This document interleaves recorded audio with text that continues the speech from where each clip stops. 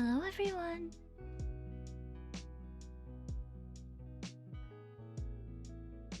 Not you driving to soccer? I don't know if you're the one playing soccer or if it's somebody else, but good luck, Hacked. It's good seeing you. A wild siren has appeared. Oh no, that's me.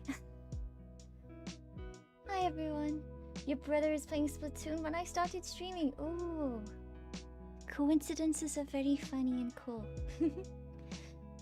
Yes, I'm live. Hello, hello.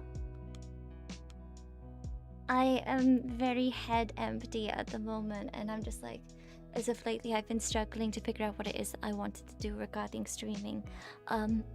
So I just was like, you know what? I just want a happy time, so I'm just gonna have some good fun with a friend, and that friend's Vian. I'm just waiting on him because he's apparently doing a little thing on Twitch right now with everybody, and then he's gonna file in. That's what he's gonna do, I think.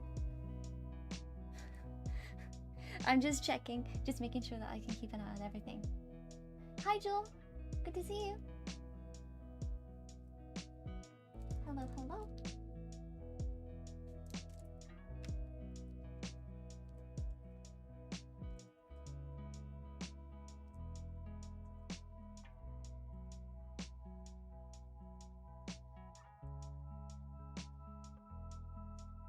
Hold on.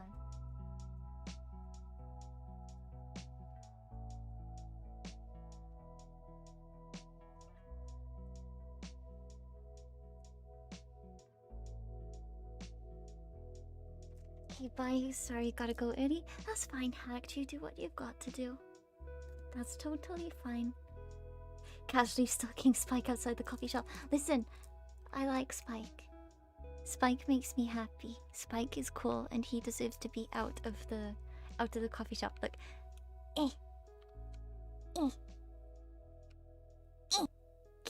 get out. I will get him out of there. Get out. Get out. Look at this doorless cafe. It's sad. It's so sad. It's terrible. Look at it. It's doorless, and these windows look like it wouldn't be very easy to open them. How would you open these things? Genuinely, how would you open these things? Do you just like blast them all open? So then it's kind of like a big basic open thing. It's like, hold on, if I can just ramble on for a second with you guys. I'm back in my hometown where I was born. It doesn't exist there anymore, but there was this like tea room that I really liked to spend time alone in. I would have like lunch there, like if I maybe I was like finished with like a hairdressing shift or something. I would just go over there and I would just have like a meal for myself. And basically they had like these huge windows, right? Really huge windows. Though I think they were basically, I don't know if they were completely from ceiling to floor, but they looked like it. And you could basically open them in a way so basically the entire wall would be open and just all the cool air on a summer's day could come in, and it was amazing. So I'm just like, would these windows be the same? Do you think they would do the same thing? Do you think so? Maybe. Why is Vian just sitting in the coffee shop? There's league battles to do. Maybe. Maybe.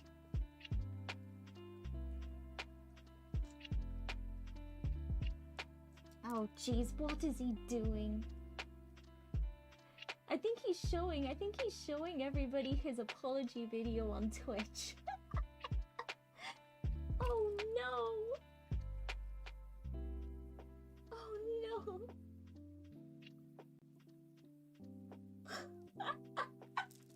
It looks amazing.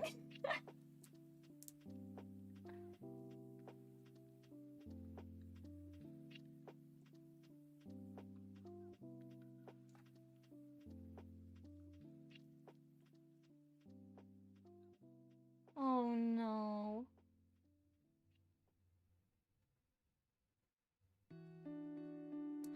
Sometimes there's some things that you shouldn't be asking about. True, true.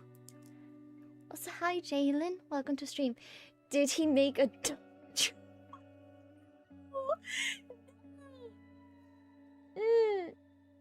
No, that's not what he did. That's not what he did. He basically, he didn't give a reason or a context for the apology video that he's making. He just basically made an apology video that's basically just him just saying any and every vague remark that you would expect in an apology video that does not give context to anything at all. That's basically what happened.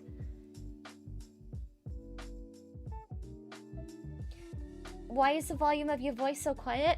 Well, I mean, when, like, literally just then when I just quoted your message, Noah, like, you can probably notice because I have my mic positioned differently to normal now because of the way my room is set up. Sometimes you might notice if I sound a little distant because I literally turn my head to read what I'm seeing on my screen, and then I turn back. You might have noticed a little bit of a difference there. It's literally just me trying to turn my head. That's all.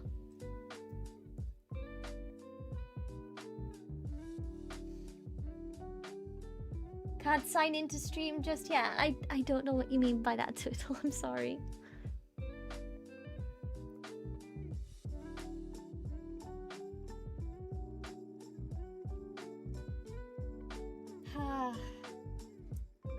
I'm so excited to see when this whole thing is finished. I'm so excited. Gosh. Let me just get myself comfy. I've got myself a drink. For those that don't know, I ordered myself. I wanted to be nice and cozy, and I wanted a little treat for myself while I was streaming. I got myself, for those that do not know, I got a ruby hot chocolate from Costa, which is a coffee shop that we have in the UK. I think it's in other European places too. I don't know if any Europeans in chat can possibly confirm. But yeah, basically, I got a hot chocolate that is made out of ruby cocoa beans, which has a different taste. It has like a tart, fruity taste to it, and looks pink. The chibi Vian in the corner head pat gift. Yes, we are replacing, like, it's not me today. It's not me, because of course Vivi is the guest, and I made a really good chibi of him. He is being the victim of head pats today.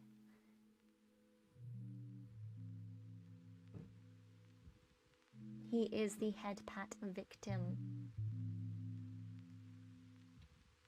Hope to get Sky on the Switch. Hey Siren, hope you're doing well. Hope we get an announcement for Sky Switch port tomorrow. Same. Like, guys, tomorrow I'm hoping that my laptop isn't gonna brick it like the last time we tried to. Then again, I think last time, I tried to stream a presentation of a direct of sorts. I found out that apparently, because of course when we were watching it with me, there were moments when the frame rate of the stream was just like dying. I looked at other people's streams and apparently it was the same for them. I was blaming my laptop when everybody was seeing the exact same thing, which is really curious. But yeah, I am going to definitely stream the Indie Direct tomorrow. I am inviting, I know that I have some creator friends, to see if they would personally like to sit with me and watch the Indie Direct on voice call, and we could all react to get to it on a stream. So it could be my mods, some of my creator friends. It depends on who wants to and if they even got the time, because it might be an awkward time for some people. It depends. But we'll see. We'll see.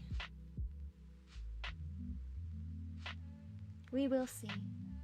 Speaking of Sky, finally got all the spirits of the hidden forest. Yay, Smiley! Nice! Scared to look around for them? You had low wing light. Ah, because of the rain. Because of the rain, I understand. You're doing your best, and I'm proud of you. You did it! You did it! Let's go.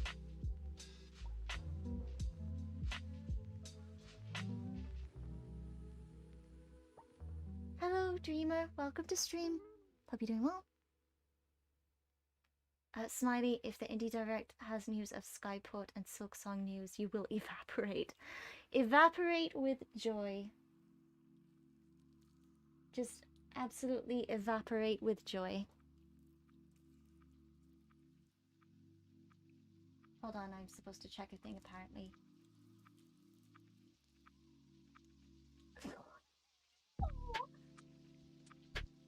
No!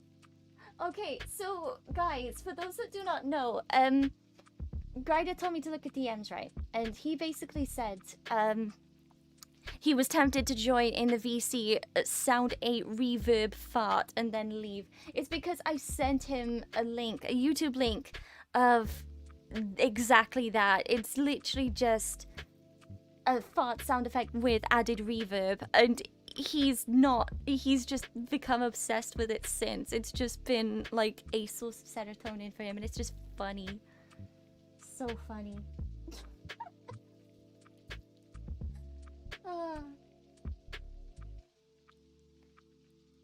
But yeah, no. I'm just waiting on Vivi when he's done with his thing. Where is he? Gamer.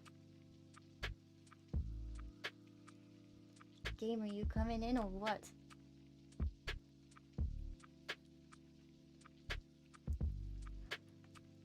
Folk, oh no!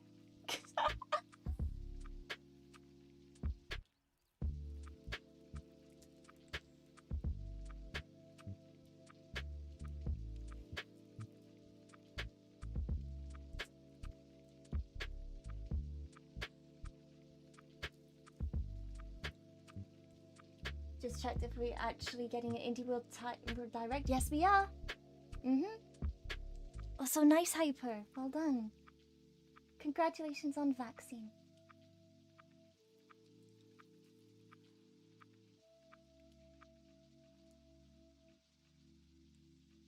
Okay, so for those that, just a pre-warning, because obviously I'm going to be playing with a good friend of mine, I'm not going to be able to be too responsive towards chat. I hope you guys understand. I understand. Huh? Huh? Huh? Huh? When did you get here? I've been waiting in here for how many... Oh, I'm sorry. Oh no. Did you have fun? Did you have fun? Yeah. The video, everyone liked it, so I'm excited. I'm glad. I'm so very glad. And you literally just joined when my favorite lo-fi song happened. How poetic is that? Really? Oh, I'm listening to lo-fi as well. Yeah. The song is Levitating by Invention, who is a Canadian lo-fi artist that I really like. I only recognize that name because whenever you reference it, you always say that's Canadian. It's one of your favorites. Yes. I just like chill pop a lot. Yeah, same. I see peeps in my chat reacting like, oh, it's Vian. Hi, Vian. Hello. Yeah, that's Phoebe, the urchin that has bars so fire it gives actual fire a run for its money. I'll take it. Sure. Thanks. Heck yeah. Wait, you're... Yeah, okay, I see. I'm just gonna link your stream as well. Hi. There you go. Me hopping up and down like as if you was looking at my screen. Oh, I can imagine it. Okay. So yeah, leagues. I found out that apparently it's splat zones at the moment, which is amazing. I'll take it. Very nice. Yeah. I like it. That makes me happy too. So how was your work? How was the Timmies, if you got Timmies? It was good. Oh, actually, yeah, I did. The walk was nice. It's very nice out. A little chilly still, but it's getting there. Like, it's warming up. And I got a little breakfast wrap because it's got the chipotle in it, and I do like chipotle. Got free coffee. Oh, go ahead. Oh no, I was just about to jokingly be like, yo, he got the chipotle. The chipotle? I have a friend that spells it, that pronounces it a chipotle for some reason. I don't know. Oh. Well, yeah, it sounds like a poodle or like some kind of dog. Yeah, no, this little dog is a chipotle. But I got that and a free coffee, but I also got a free donut. Oh no, what one? I had to treat myself.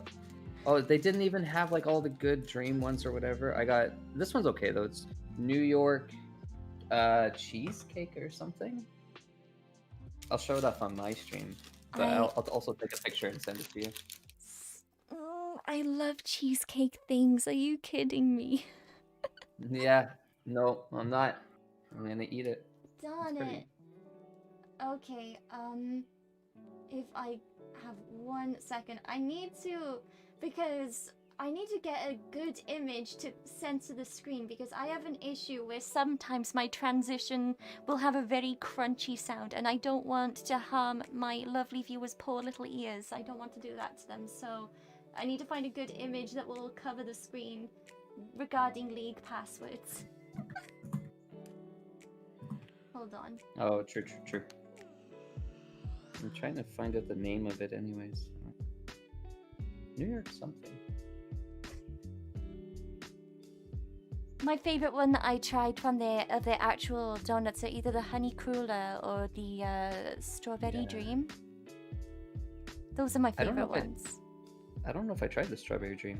Strawberry dream is so good, but it's like it's for somebody that has a monstrous sweet tooth. So if you find sickeningly sweet stuff to be too much for you, then it depends. Maybe I could have like a bit of it. A little bit. Oh yeah, New York cheesecake. That's exactly what it was. Okay, oops.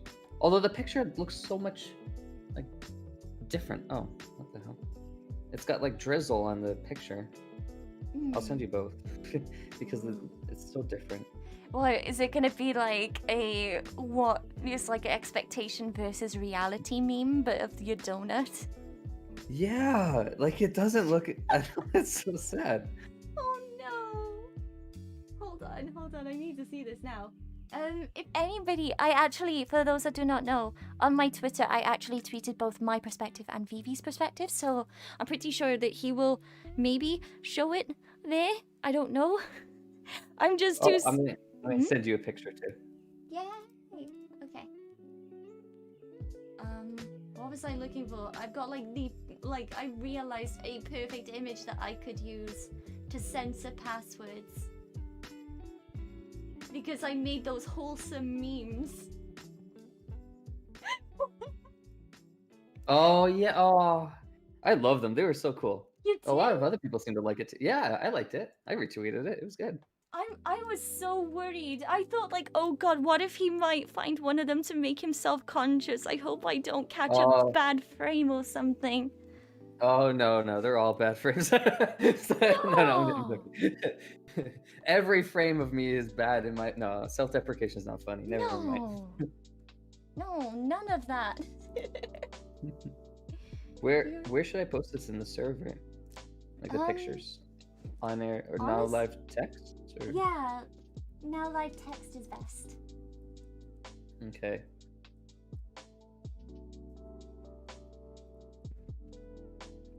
There we go. I'll show my guys too.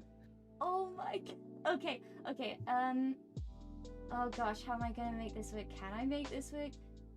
Can I? What happens if I do this? Okay, great, wonderful. No, we don't need that. That's just straight up darkness. We don't want darkness. Oh god. It's a very dark donut. There we go. There we go. We got it. That's my my collaboration server. You got some people in there with some out of context nicknames in the server too. But yeah, those are the two images for those that wanted to see it. There you are. You got this really nice one on the website that's like expectation, and then you got the one that's there just like this is reality. It's like what you see on the internet versus what you get it when it arrives.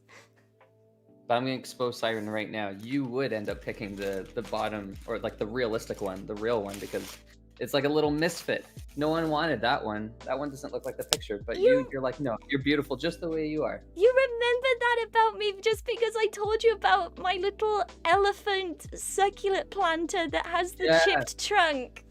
That's exactly it. I have empathy for things that are different. I can't help it. Oh, and when I went to get my Tim Hortons, I'm just full of stories today. But when I went to get my Timmy's today, they're like, "Oh," they're so apologetic, but they're like, "I'm so sorry. Uh, you're gonna have to wait like 3 minutes. Is that okay?" I'm like, "Is this side of Canada like extra sorry all the time?" Like, okay, fine.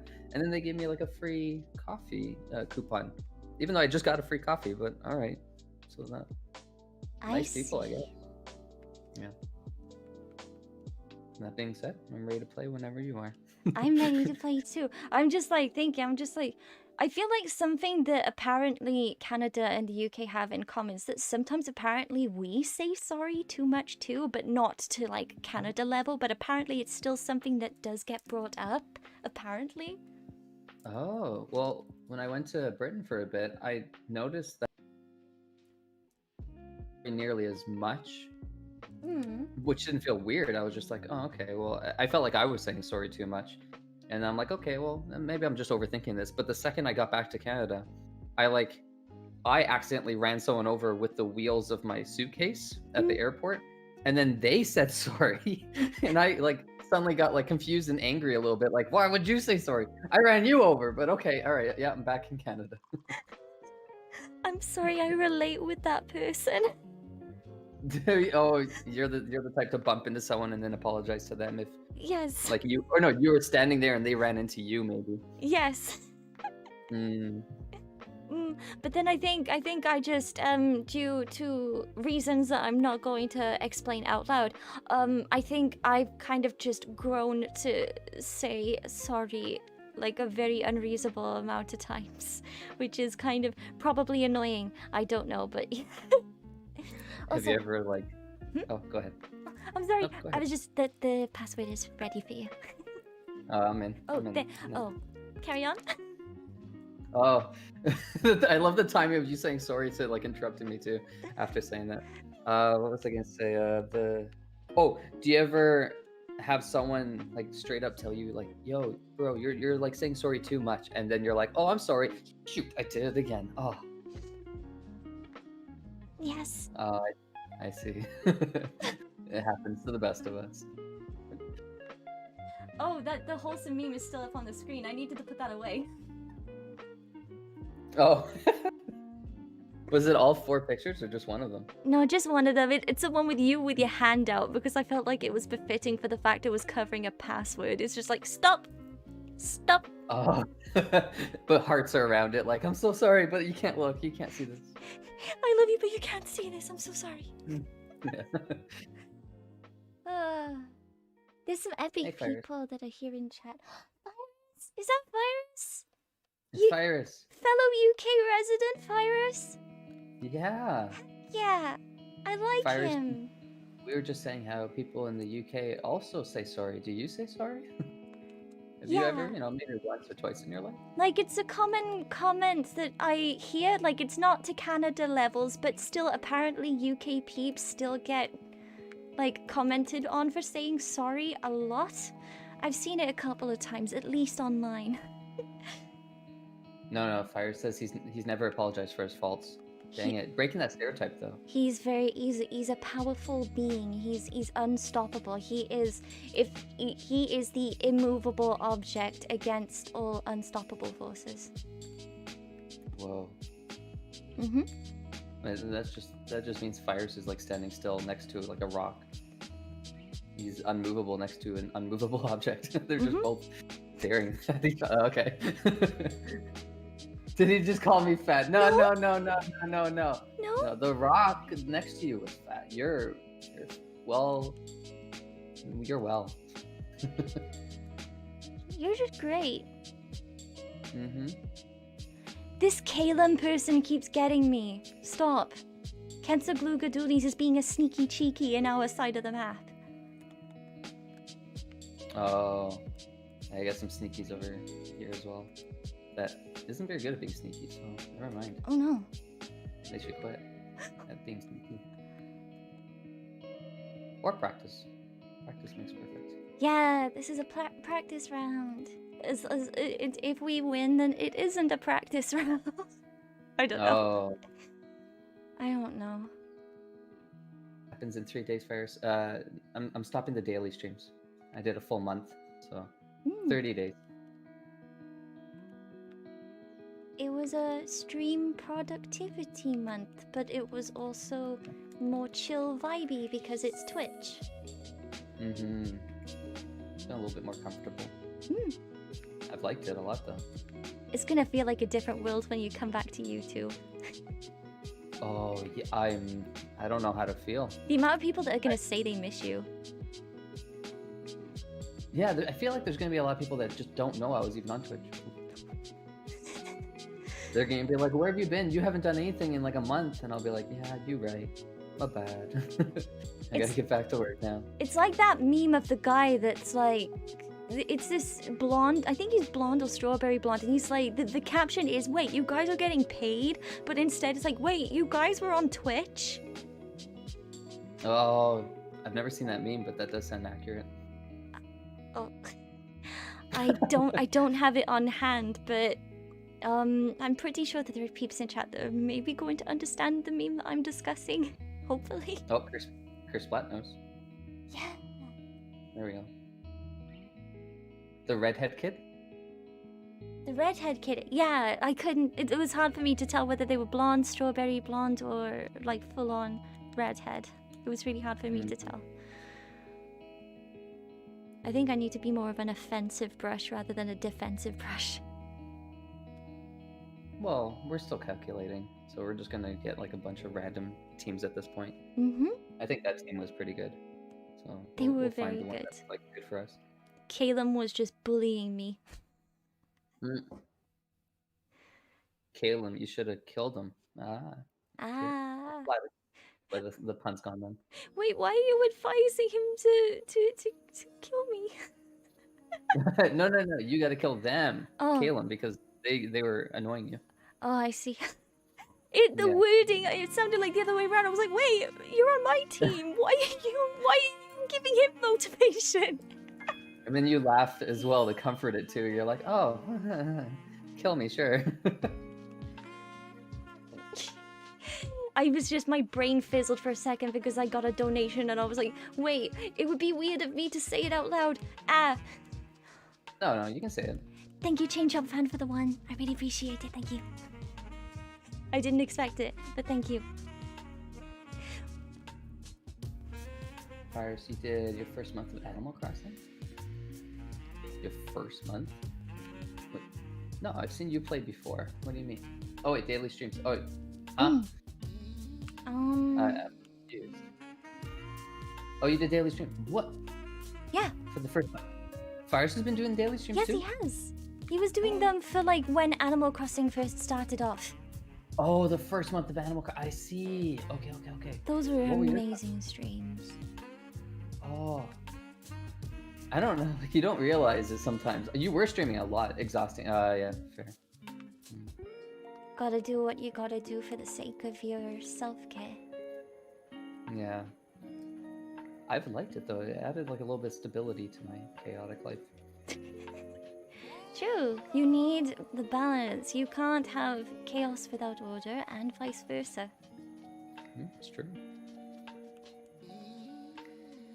You can't keep this up much longer, Fires. Oh no. That first day off is gonna feel good. It's like when you don't eat all day and then you suddenly have a bite to eat. And then you're like, this is the most delicious morsel of food I've ever put in my mouth. I like that analogy. Yeah. Another You're just analogy. hungry. Fires. Oh yeah, another allergy. Oh no, that's gonna be summer coming up now for a bunch of people. Oh, allergies. Me included, because I have hay fever. Oh. Do you live by farms a lot? Like, is there a lot of hay? I guess there's hay everywhere, isn't there? No, no, it's... No! Isn't it like those balls of, like, rolled up, horses eat them? Is that what you think hay fever is? Yeah. You get a fever if you smell, or like you rub hay on you. Vivi, sweet, gentle Vivi, I have something I need to tell you. Okay, I'm sitting. I'm ready. Hay fever is a type of fever that comes out depending on which pollen you're allergic to throughout the year. It isn't necessarily just from hay. It can be Well, from cut grass, it can be from anything. how is it spelled? Is it Hay? Yes? Somebody did a mistake. What about someone who gets a fever when they smell Hay? Hay. What do you call that? They don't get hay fever. They get something else? Hay allergies? Oh, blame someone, yeah. Somebody can somebody clip that whole interaction that just happened then, like because that was just too good. Also, thank you, Joel, for becoming a member. I feel weird for saying this while I'm on a collab, but thank you. I know, it's jarring for me too. That's usually that's why I try to keep the donations off.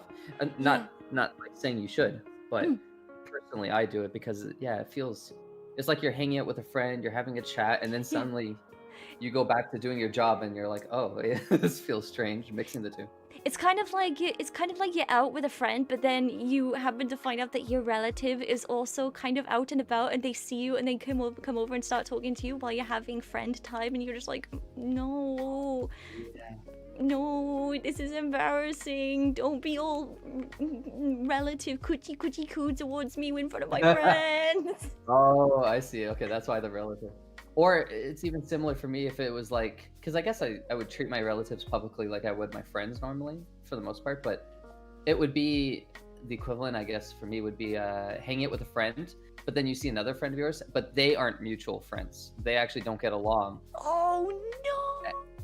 And then you're like, hey, and then they're both being nice to you, but you see that they're trying to like bicker at each other. They're like, oh, hey, Vian, how's it going? Or hey, Siren, how's it going?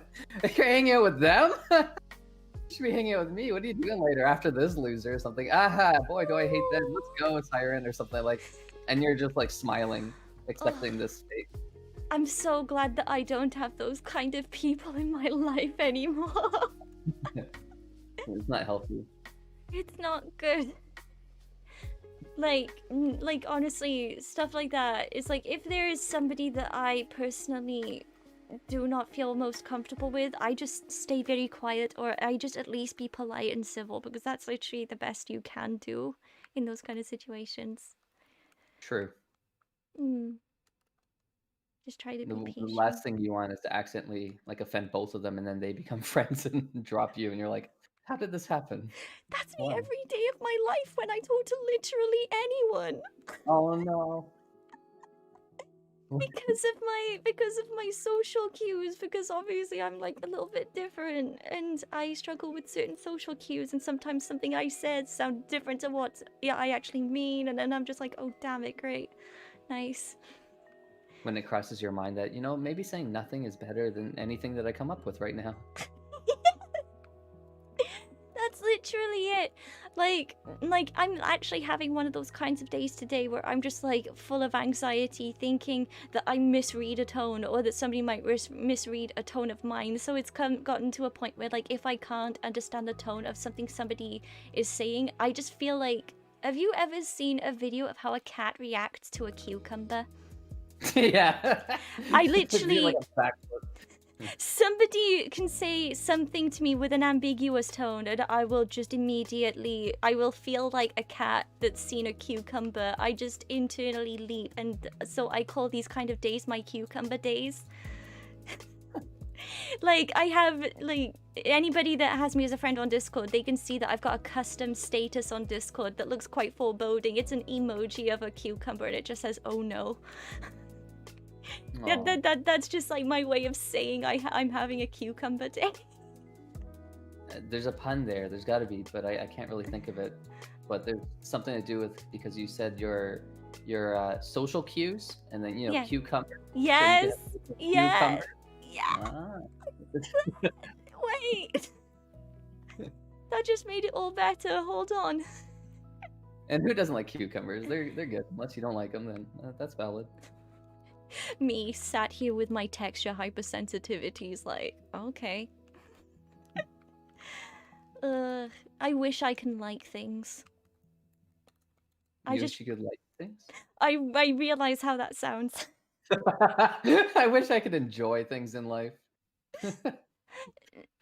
No, it's just it's because like when I tell people about my hypersensitivity symptom that I have with my autism, they're like, "Oh my God, Siren, you're living the life. You get to eat burgers and pizzas and steaks and meats and fries and stuff every day," and I'm just sat here like, "No, I'm fearing for my health." Oh.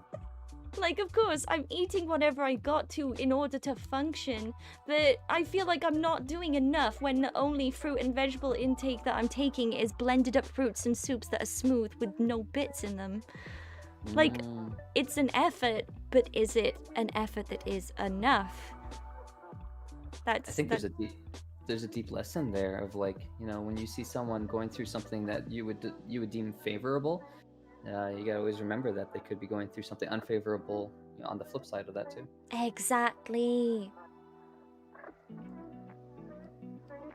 Sorry, I made it like super serious for a second. You're like, No. yeah, cucumbers, right? No, I'm agreeing with you because that's exactly it. Like, people are telling me I'm living the life, and I'm just sat here like, am I? Am I? Maybe. I don't know. We play video games for a living. I guess that's a good thing. Yeah. That's one good thing I've got going for me. Mm-hmm.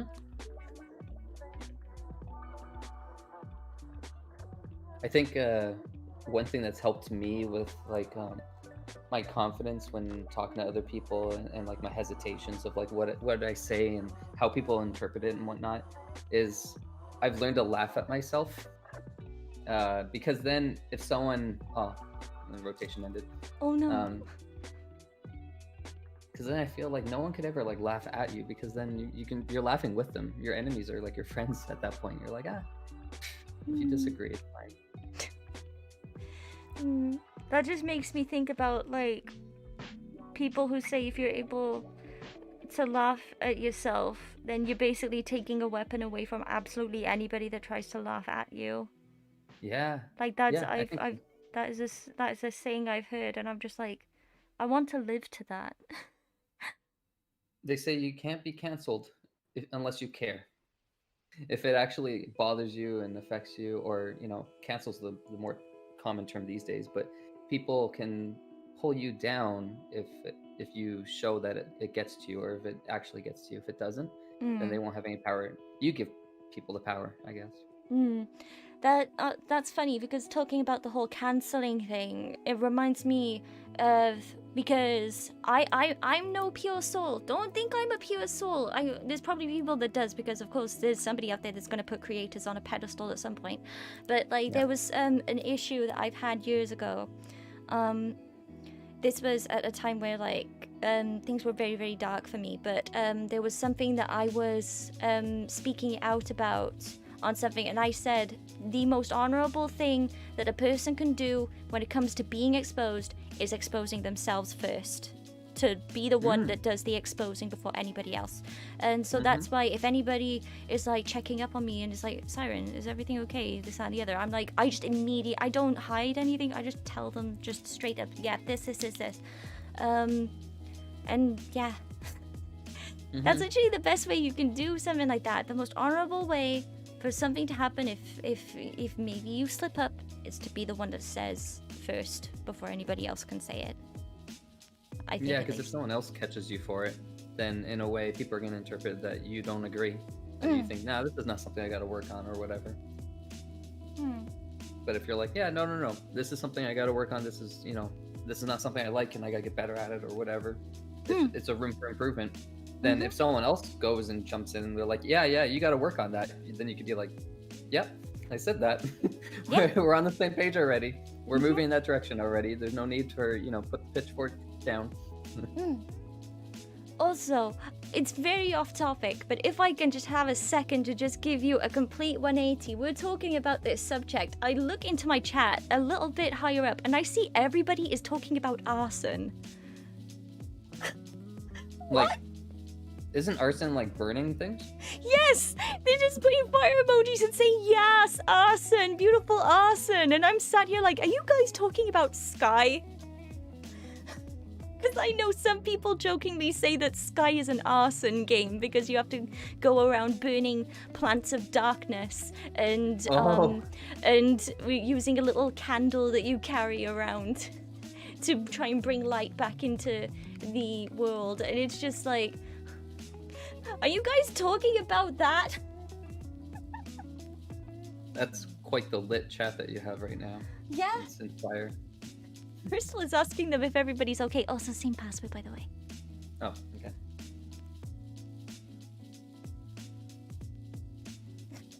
Biaxi is like, I never thought about Sky like that. Thank you. Oh, I wouldn't say thank you, but sure. Joel, did I really not hide the password? Whoops. Oh no. Oh, Vivi, I'm hurry. popping in though. Yep, I'm coming in. Yay. I'm gonna have to have a different password next time now.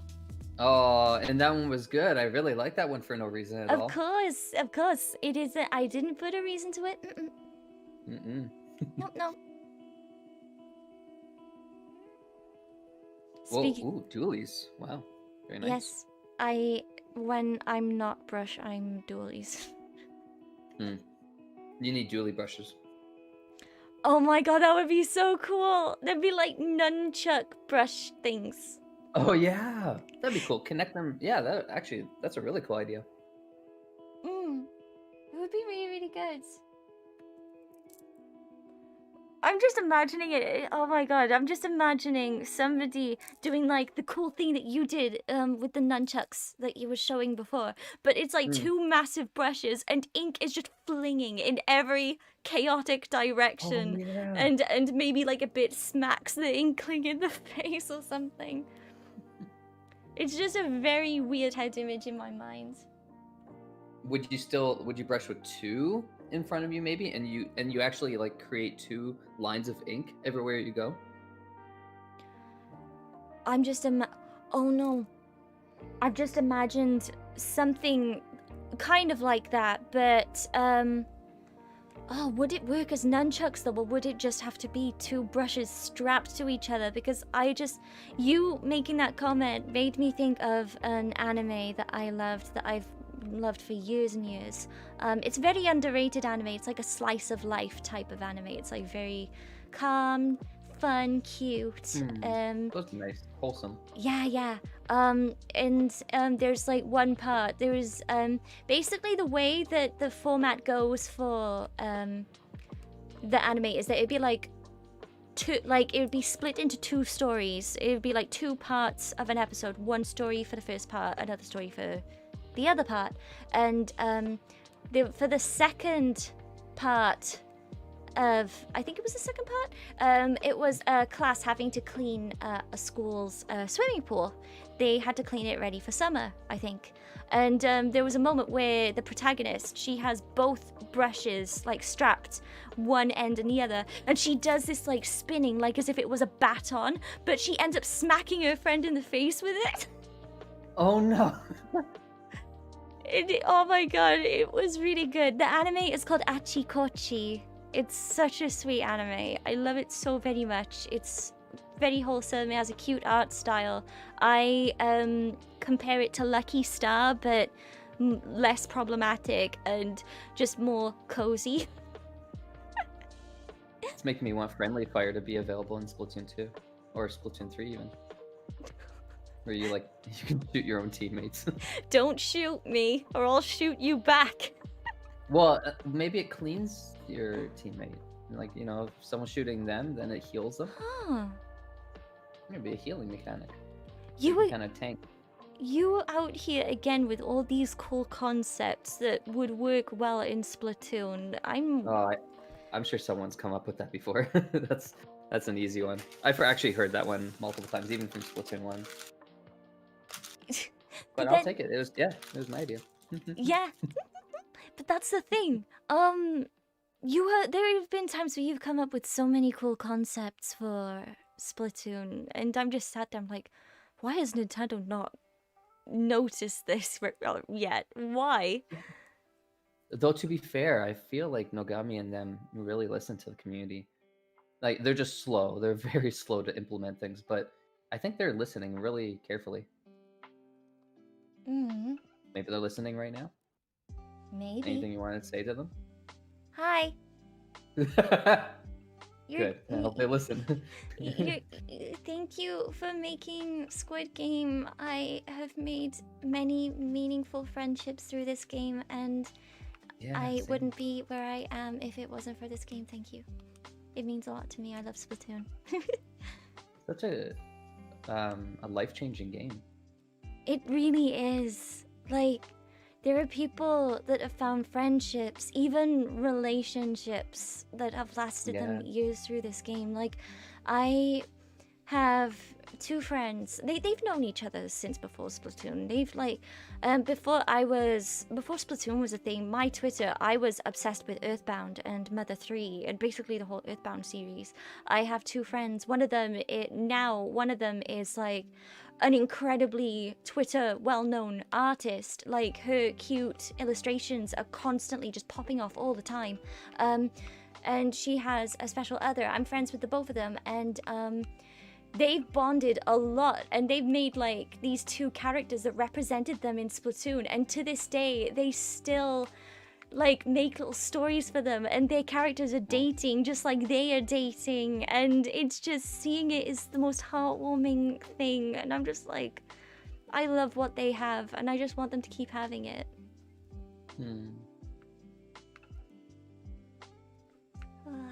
It's so good. Ah, no. Darn it. Was it the Blobber? No, it was the remaker. That's fair. I want to win. Let me look good in front of my friend. We're doing good. We're fine. Oh, we are winning technically. I mean, yes, but I keep dying. Oh, same though. Oh, and look at you alive. Let's go. Yay! I actually look like I'm good at this game, and that my 5 years of Splatoon experience aren't for nothing. Honestly, like, I want to put on my resume, if YouTube ever didn't pan out or whatever, I would definitely put like, yeah, video games for a living, Splatoon 2. Just the off chance that they're a fan. I'm just being stupid at this point. Yep, there we go. There's the proof that I'm being stupid. But who's really stupid? They got 2 chargers and 2 blobbers. What is this comp? I mean, true. It We makes gotta get closer to them, I think. Do you think 2 of them was like a meme duo with chargers and 2 of them was a meme duo with blobbers, or do you think one of them had a charger and the other had a blobber, and then it was the same for the other team, and then they got matched up and now they're like, oh god damn it. If it's the latter, that would be a shock. No way. It's got to be charger, blobber.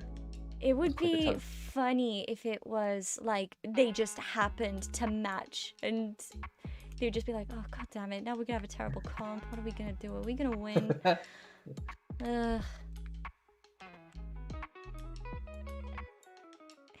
Oh jeez. Sneaky cheeky, snipey. Not gonna win. No. No! I love how I say no, like as if that isn't gonna make me die to a bomb.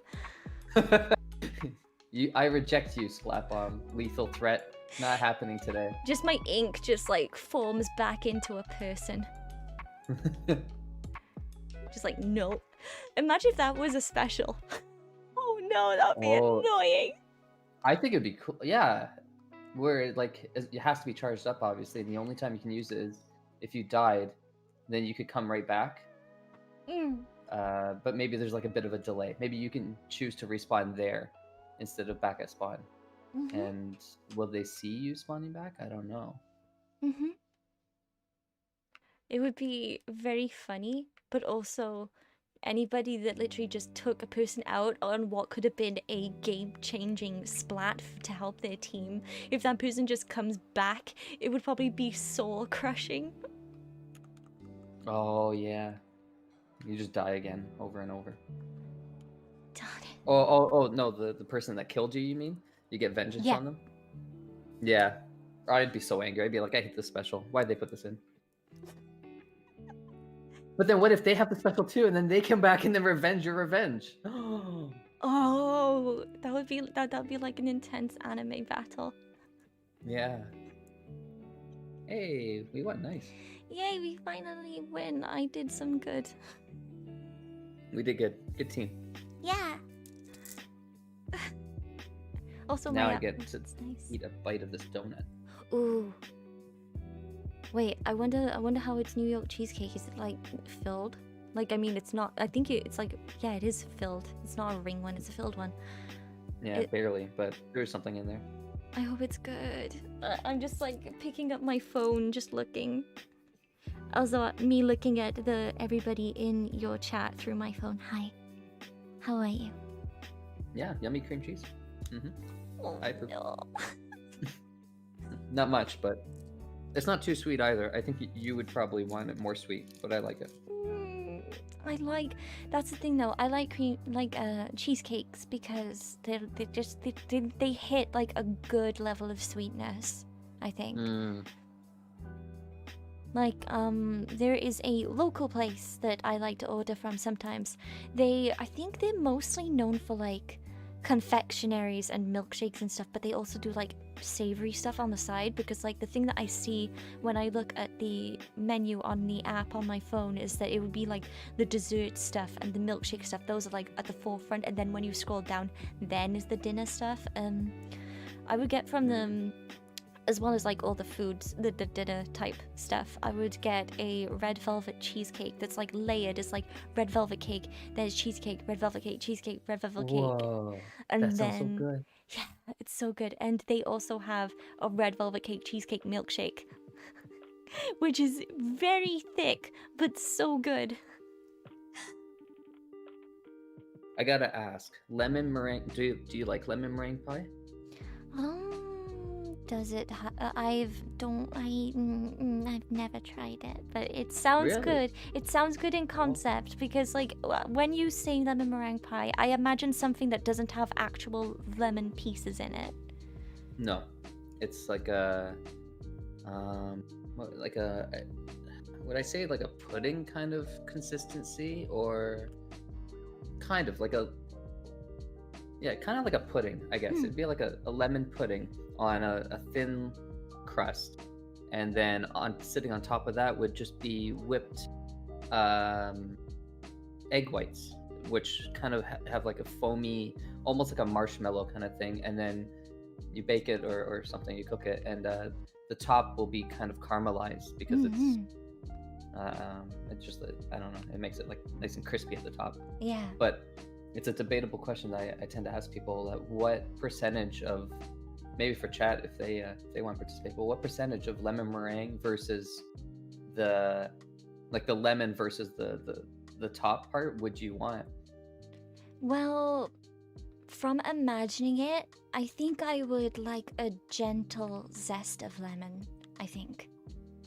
Just so not too much of the lemon then. Like just like a nice gentle flavoring of it, I think. Actually, same. I don't like the lemon too much, just a little bit of it, just to give it some flavor, because the white stuff at the top, I keep forgetting what it is. I want to say marshmallow, but it doesn't have much flavor, so I want like a ton of that, and then just a little bit of lemon. Makes it more subtle. Yeah. I actually thought you would want more of the lemon though, because there's more flavor. Like, it's more sweet. It's lemon is sour. Oh, well, no, it would be sweeter in this sense, but yeah, that's true. If it was sour, you wouldn't want too much of it. I like to try to get like a balance of flavors of things. It's almost like if I have like a full plate of food, like some people, they will either eat stuff in sections, or they will eat it like they will like have a piece of everything all in one bite or stuff like that. I just like the way I eat it. I just want to make sure that nothing is overpowering anything else. Like I want to be able to just enjoy each part of a thing without anything just being like too much, if that makes sense. Yeah, true. What like I like wafers because of that, because it's like light and fluffy and it's not doesn't taste too heavy. That makes me think of when I was a small kid. I always saw in like grocery stores, me speaking like as if I'm American, even though we don't really call them grocery stores over here, we call them supermarkets. I don't know why that came out of nowhere. I would see like the little pink wafers, and for some reason they would be branded as Pink Panther wafers. I think. I don't know, Oh, I would associate them with Pink Panther for some weird reason. But yeah, the little pink wafers, like you're making me think of those, even though you probably mean just like straight up normal wafers that aren't necessarily pink. no, the pink ones are the ones I like actually. That or hazelnut I also like, but which is kind of like a beige kind of look. But yeah, the pink ones are good, whatever flavor that is. It's like strawberry or something. I don't know. Chocolate and hazelnut is such a wonderful combination together. Oh yes, you want to be on my good side? Give me Nutella. Nutella. Anything. Oh right. Are we doing this again? Yeah, apparently. Another stream in a row where we're just debating pronunciations of words. We did pretty good. We lasted quite a while before it came up.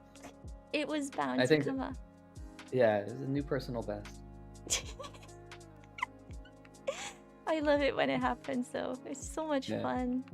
Like, sometimes I just want to sit down and just say a bunch of words and just see which one will get a new debate.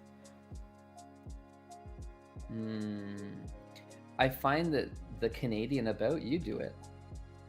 About? Kind of, I don't know. Debate in chat. Does Siren about use the Canadian about? But when your Canadian comes out, you go about. You do like an L sound when you pronounce the OU. When the Canadian really comes out, it hardly comes out anymore. Maybe I've gotten so used to it that I don't think about it anymore. But like, if we're talking last year, it was so prominent, and I would be like, haha, there it is. Yeah. Like it would just be like about. But yeah. I feel like I consume too much American stuff, so then I like lose the Canadian. That was me as a kid, because sometimes people have probably watched my streams or seen my content, and they'd be like, Siren sounds a bit different this time. Why does he sound different in the way he says certain words? It's mostly, for those that do not know, I refer to my accent as surprise Welsh, because even though I am from Wales and I was born Welsh, I grew up on so much American media that basically the accent of what I was listening to basically bled into my own speaking because I watched that much. But then something happened in my life, and then I was living in a different place. And basically my articulation changed and I became more Welsh. So now it's basically, depending on what word I say, that's when my accent really is strongest. Or if I am around Welsh people, then my accent will come back. But otherwise, if I am on a call with Canadian or American friends, their accent might accidentally bleed into my speaking, and I might out of nowhere mimic what they're saying. So yeah, that's, if anybody was ever confused about it, there's your clarification. You've just got it. Pisces things. Water signs like to fill the shape, the environment that they put in. Yes, Pisces, we are water mutable signs. Mutable meaning we are able to change and adapt with what's going on around us, and we are capable of change. Like, people say that Pisces is the sign that has a little bit of every sign all in one. And yeah, so we're like the chameleons of the zodiac, I like to say. We're like the old boomer chameleons, because we're at like the end of it. Yes. And meanwhile, Aries are like baby. Yes, that's exactly it. Pisces is at the end of the zodiac wheel. Aries is at the beginning, and basically, Aries represents life, be lively, like youthfulness and stuff like that. And then you've got us on the other end. We're just like the end. We're just like wisdom and stuff like that. Aw. People will be like, "Oh, Siren Fian, you're so wise," and we're like, "Bruh, we're just dead. We're just done with life now." Yeah, we're just old. I don't know. I feel like I have a young soul though. I'm like a kid at heart. Yeah, I mean, depending on if it turns out that the natal chart that we got for you ended up being the right one or not, Oh, true. then it would be very evident in the Leo moon, because of course, obviously, we found out that if the natal chart is right, depending on if you find your birth time, please do. Yeah, I hope so. Um, if it is the one, then you said about how you really identified with Leo moon, certain traits regarding Leo moon because of the childlike charms and the whole thing about trust and loyalty and whatnot. And Which is basically, very Leo.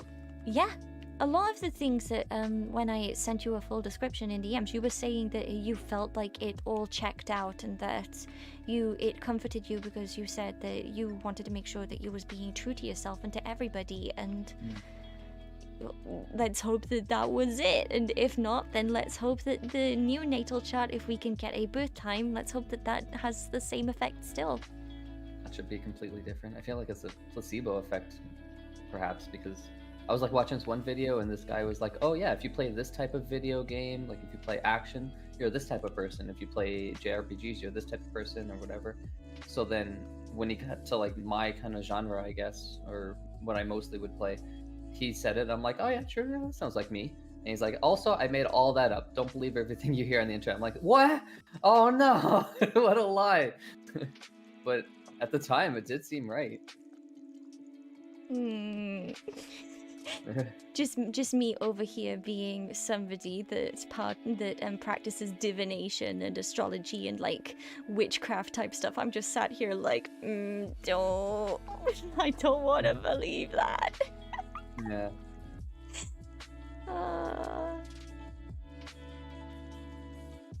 I'm Oh, just. Wait, on our team or the other team? Their team. Oh, The oh no. third, the roller. Oh no. Heck. Oh, they're taking lead though. They got nothing to lose. I ended them. Oh, that's good. Oh, Now they're fighting. somebody is on. Oh.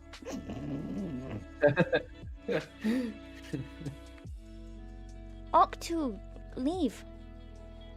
Leave our dunk zone. Go away. Shoo. Octu, more like Okshu. Ha, got him. I'm funny. Wait, Okshu? Yeah. Like we kick him? No, Okshu, because like shoo, shoo. Oh, Leave, yeah, shoo. okay. I say shoo a lot when it comes to like ushering somebody to go away. Oh. What if someone's trying to give you a shoe and they're like, "Siren, do you want this?"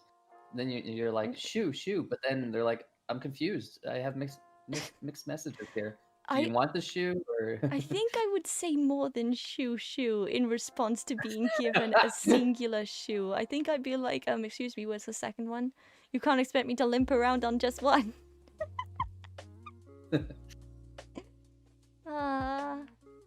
Yeah. I just imagine. I mean, I do have good balance. I do have pretty good balance. I'm able to balance on one foot for like a good time. It's like one of the most useless talents that I have, but yeah, I still think I would need more than just one single shoe. Oh, let's go. Nice. Oh, nice. Yay.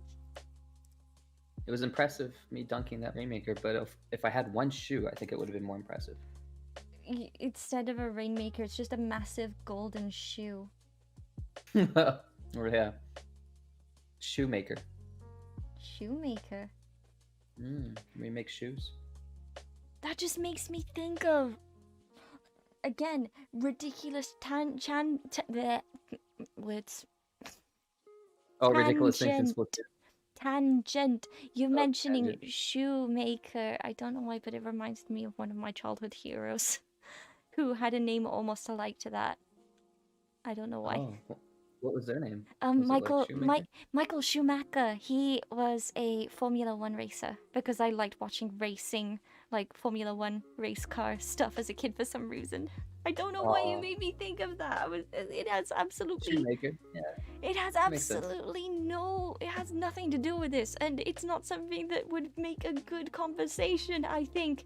But No, because I can roll off that because you just made me think of this like video that I saw online where it was like two race cars hmm, drifting alongside, like next to each other, and then the caption was like relationship goals or something like that, and you just see like these two race cars drifting, but they're like inches apart, and you're like, oh my god, don't crash, but they don't.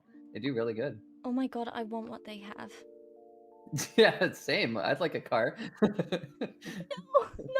the car. I want a relationship Oh, that has good well, synergy.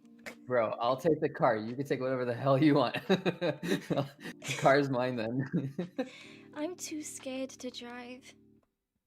No, it is kind of spooky. Like It's never, it's never us though. It's always the other people on the road. I don't know. It's mostly due to one thing that has basically made me feel like I can't let myself take driving lessons is that I think I would mess up. Like, I don't know, something about me being I don't know how. I don't know if it's possible that my dyspraxia could really affect my driving. Maybe not. I don't know, but it's something along that. But then also at the same time, I don't want to contribute to the carbon footprint more than I already might be. I really want to take care for the planet as much as I possibly can. So Well, at some point, you start going to like land events, you're gonna have to get on a plane. I That's mean, gonna that's public carbon. transport though. That's Oh, public true. transport. Like that's a given. That's probably one of the best things I can one of the only real good things that I can do that will help me in regards to transport in that situation. It's like, what other choices there? But yeah, I mean, like anything that I know that I can make a difference with, like if I can choose public transport or if I can ride a bike, albeit I would have to ride a bike that has two stabilizer wheels on the back because again, dyspraxia, or if I was to be on like a longboard or something, skating from point A to point B, if that's a possible thing that I can do. Oh, I just got that person easy. Nice. If I can do that, I want to do that because then if I can just help the earth heal even just a little bit, that'll make me happy. What about like electric cars? Do they have much of a carbon footprint?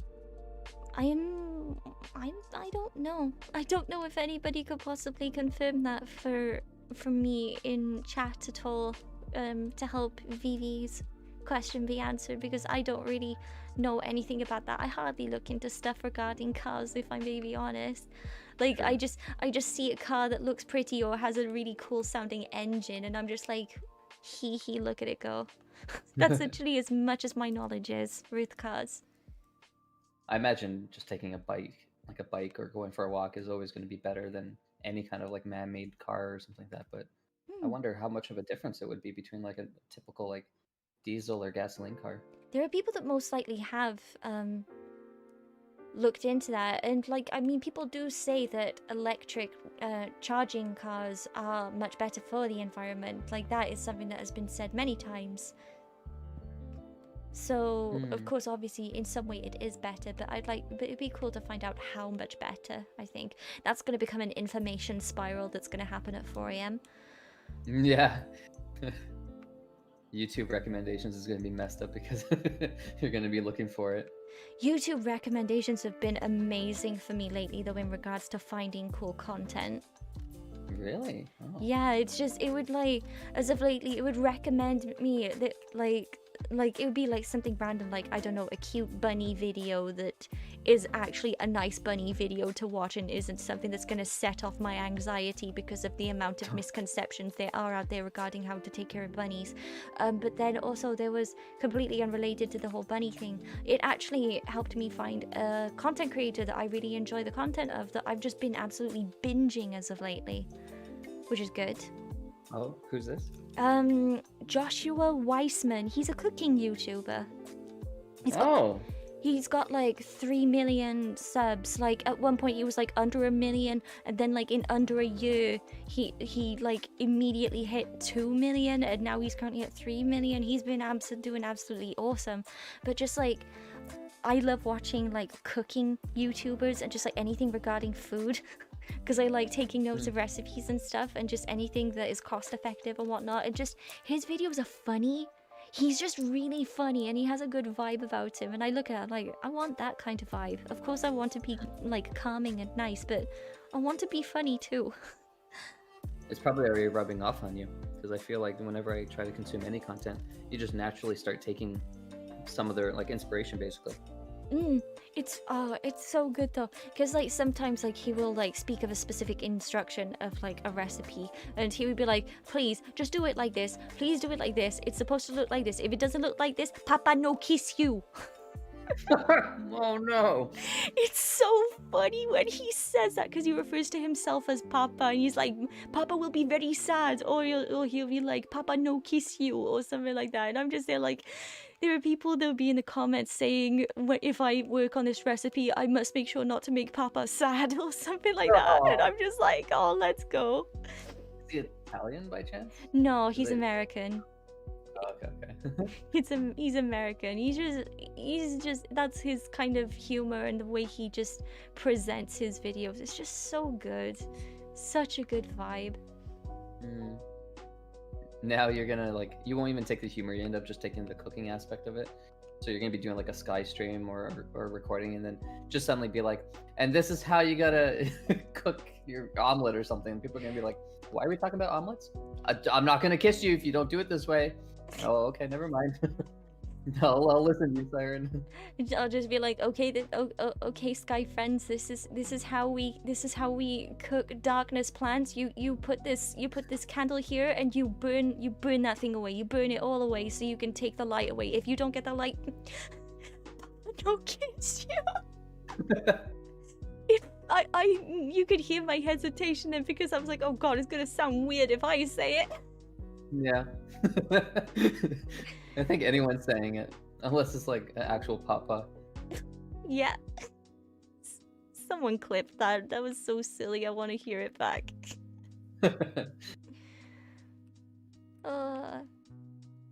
Man, I cannot wait for tomorrow. What's happening tomorrow? The Indie World live presentation. For Nintendo? Yes. Oh, I didn't even know. Wow, I'm so behind. I was popping off about it on Twitter. I was just absolutely popping off, because I've been trying to theorize about when Sky will come to the Switch, on and off. Like originally the whole idea was because back in February, I think it was Time sent, because Time is actually a beta tester for Sky, because basically, to give a bit of context, that Sky game, before it had a global release, it had like a beta version of its game that still is active to test out new events and bugs and cosmetics and get back opinions and stuff.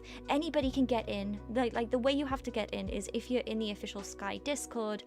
You can basically put yourself in a queue, have a specific role so you can get pinged to try to get in and be a beta tester, because they routine like file people out, bring new people in, this, that, and the other. But yeah, Time sent me back around February time, in the account linking section where you can link your Sky account to like a Google email or something like that. It had a Nintendo option out of nowhere. So I was like, okay, are we going to get Sky when the next season event begins? Which is like a thing where you get like exclusive content, basically. That didn't happen. Like a season literally just started. It's called the Season of Assembly this time. That just started. No Nintendo Switch port yet. And then I was like, okay, well, if it's going to happen towards the end of this, it's going to leave people very little room to get the limited content, which is going to be unfair. So is it going to be as near to the start as possible? Are we going to get an Indie World presentation? Question mark. I've been saying all these things, and now here we are today. Indie World has been announced for tomorrow, and I've been popping off so much. Then you're going to find out it's released on the 3DS. Oh. Like, oh shoot. Oh no, how am I gonna stream off of that? You'll find a way. Maybe. But yeah, I'm just so excited. I'm definitely gonna stream it tomorrow. I'm even open to seeing if any creator friends of mine would like to watch it with me on a call, on stream, or whatever. Just depends who is enthusiastic and wants to do that. See if any mods want to get involved. It's a weird time, so some people probably are not going to be able to, or it might be stretching them too thin. That was my next question, actually. When is it tomorrow? Tomorrow, I did retweet it. Can anybody in chat maybe check my Twitter and maybe see? I think it was like, it's shown PST and EST times, I think. I don't know on the post because it was Nintendo of America, but I think I calculated it to be 5 p.m. my time. But if anybody can just like very, very quickly just check for me and just like tag me in my chat and say when the time would be, it would mean a lot. Thank you. And also tell Vivi if you can as well, in his chat as well. And just anything that can help. Crystal says 9 PST. So in the morning, 9. I'll be asleep. Oh no. But that's one thing I've learned moving to PST now, is that I think I like it because it gets me motivated. But when I wake up, the world's already going. The UK's already done their day, but the EST's like, you know, already like halfway through, and I wake up and there's already like stuff going on. I'm like, oh, I gotta get up. I gotta get my coffee. I have to like catch up with life. Oh, I was gonna say, well, that's your fault for moving further away from me and the rest of us. That's your fault. But then you said all that, and I was like, oh, that's really motivational. I just got to move even more to the west, because if I go to like Japan next and then like into Europe, now I'm getting closer, you see. I just got to keep on going that direction, further and further. There's no more Canada though. I'm just going to be in the ocean. Yeah, but wait, you're going to Japan? That would make the gap even weirder. Would it? Then I'm just ahead of you. Yeah, the time gap would be really weird, and I would have to try to get used to it. I'll just move to Wales so I can be 24 hours before you. No, I'll be the exact same time. What am I saying? Yeah, I know I'm not living in my home country at the moment, but it's still the same time. Wait, so there's got to be like a point. Oh, okay, this is either crazy, like big brain, galaxy brain, or the stupidest thing I've ever said in my life. Sounds good. There's like a line somewhere where I could either be 11 hours and 59 minutes ahead of you or 1 minute behind you or something like that.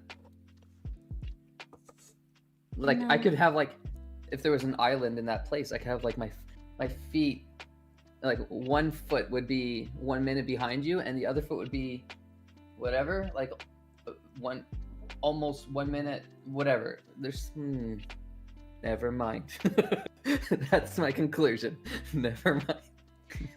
Speaking of which, speaking of Island, guys, stream Island by Viantastic on Spotify. I think I linked his Spotify in my description and all of his other stuff in my description too. I even linked his affiliate link for that snazzy chair that he sat on. As you can see, that Cookies and Cream Titan Secret Labs chair. I remember that off by heart. How did I do that? But yeah, Cookies that's and it too. So good. Cookies and cream are such a delicious flavor in a lot of things. But then it sadly doesn't get enough love because there's cookie dough. And everyone loves cookie dough. Rightfully so. I like cookies and cream more. We need cookies and cream dough. No, okay, sounds like I said like though.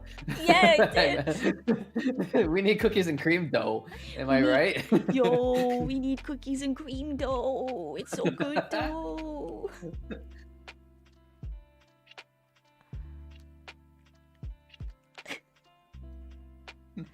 That cookies and cream dough. Or it'd be cookie dough and cream? Cookie dough and cream. Did we just win? Suddenly? What happened? Yeah, shout outs to Funky Bear for getting us that win. Oh, so funky. Funky Bear getting us that win.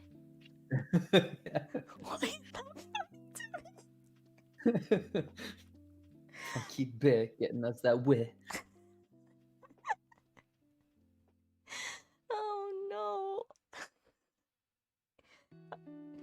making myself laugh on stream live in front of everybody by my own joke. They're gonna think I'm weird.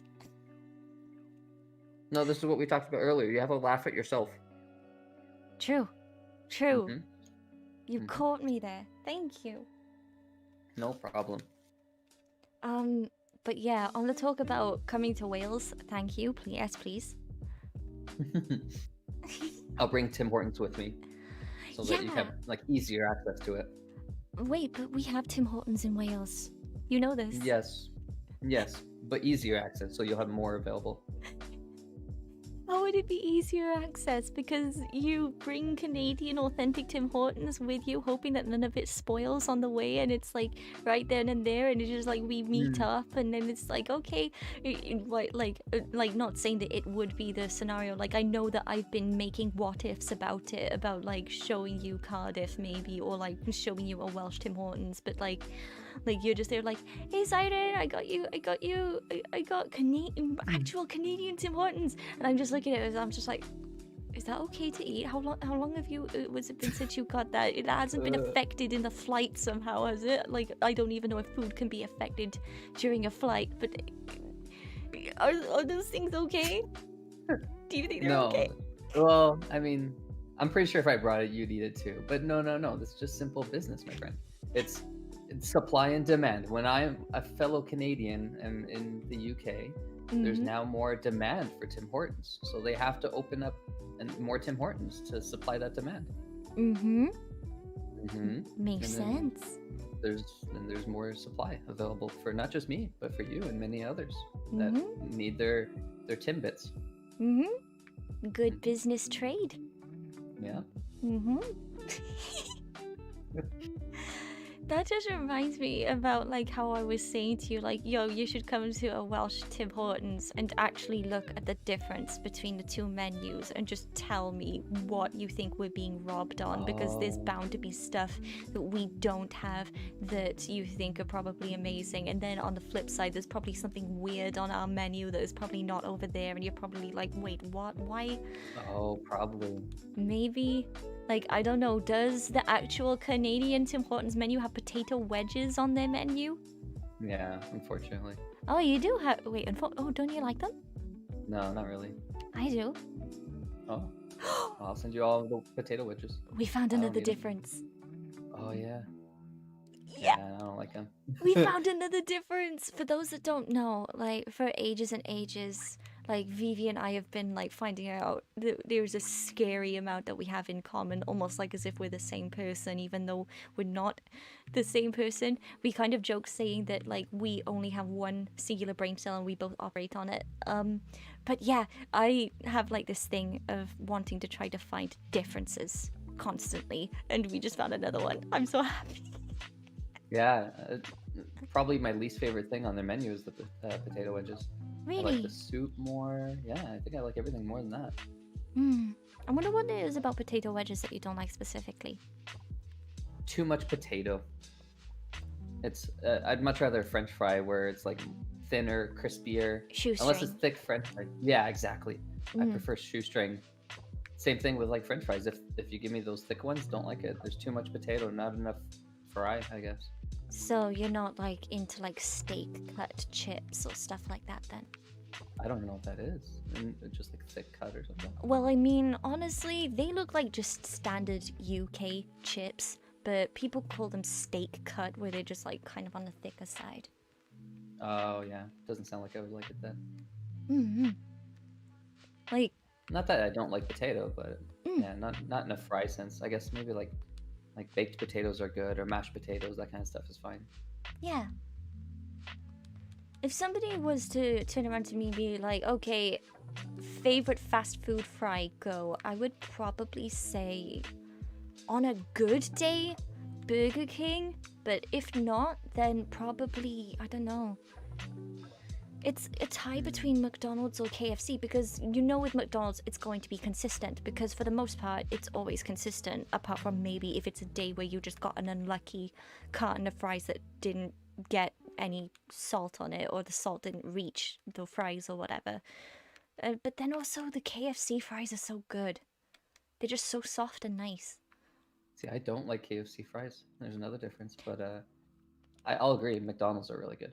Mm, they're always Also, probably not consistent. healthy because apparently when like there was a story of someone like leaving French fries in the McDonald's French fries in the back of their car for like a month and didn't realize they were there, and then there's like other stuff too, and other stuff had gone bad, and like maybe even some bugs had gotten to it or whatever. But the French fries looked the exact same, and they even tried to eat it, tasted the exact same. So if Mm, bacteria and bugs don't want to eat it, do we? I don't know. I'm would they really taste exactly the same though, or was there assistance involved in like reheating, like putting them in the oven or something? Because like Oh yeah. usually McDonald's fries like get cold really fast and then they get that really gross consistency, don't they? Uh, if Or they're in a sauce, I don't know. Like maybe. they have like this really weird like consistency when they get too cold, I find. I don't know. I really don't know. Um It wouldn't. I don't think it tasted as good as like a fresh batch of French fries from. I was gonna say Tim Hortons from McDonald's, but mm, like the if you were to leave your French fries for like a few hours, then it'll taste different. But then if you left it for an additional week, it would taste the exact same, maybe according to them. I don't know. mm. Speaking of which, I just wanna I just like took a side glance at your chat, if you're okay with that. Yeah, of And course. I'm seeing something in chat, and I'm just like, why are some of you guys so obsessed with wanting Baguette back? Why do you want Baguette so bad? Why do you want her to come back? Go to your local bakery. Yeah, Stop. I understand. Gamers want to get this bread though, but you can just get it yourself. I don't have to provide it. Why do you want budget back so bad? Just manage your finances better. Like, what can I tell you? Man, there's stuff there that Uh, you can see. Just go they just look. they when it comes to bigots, they love bigots, I guess.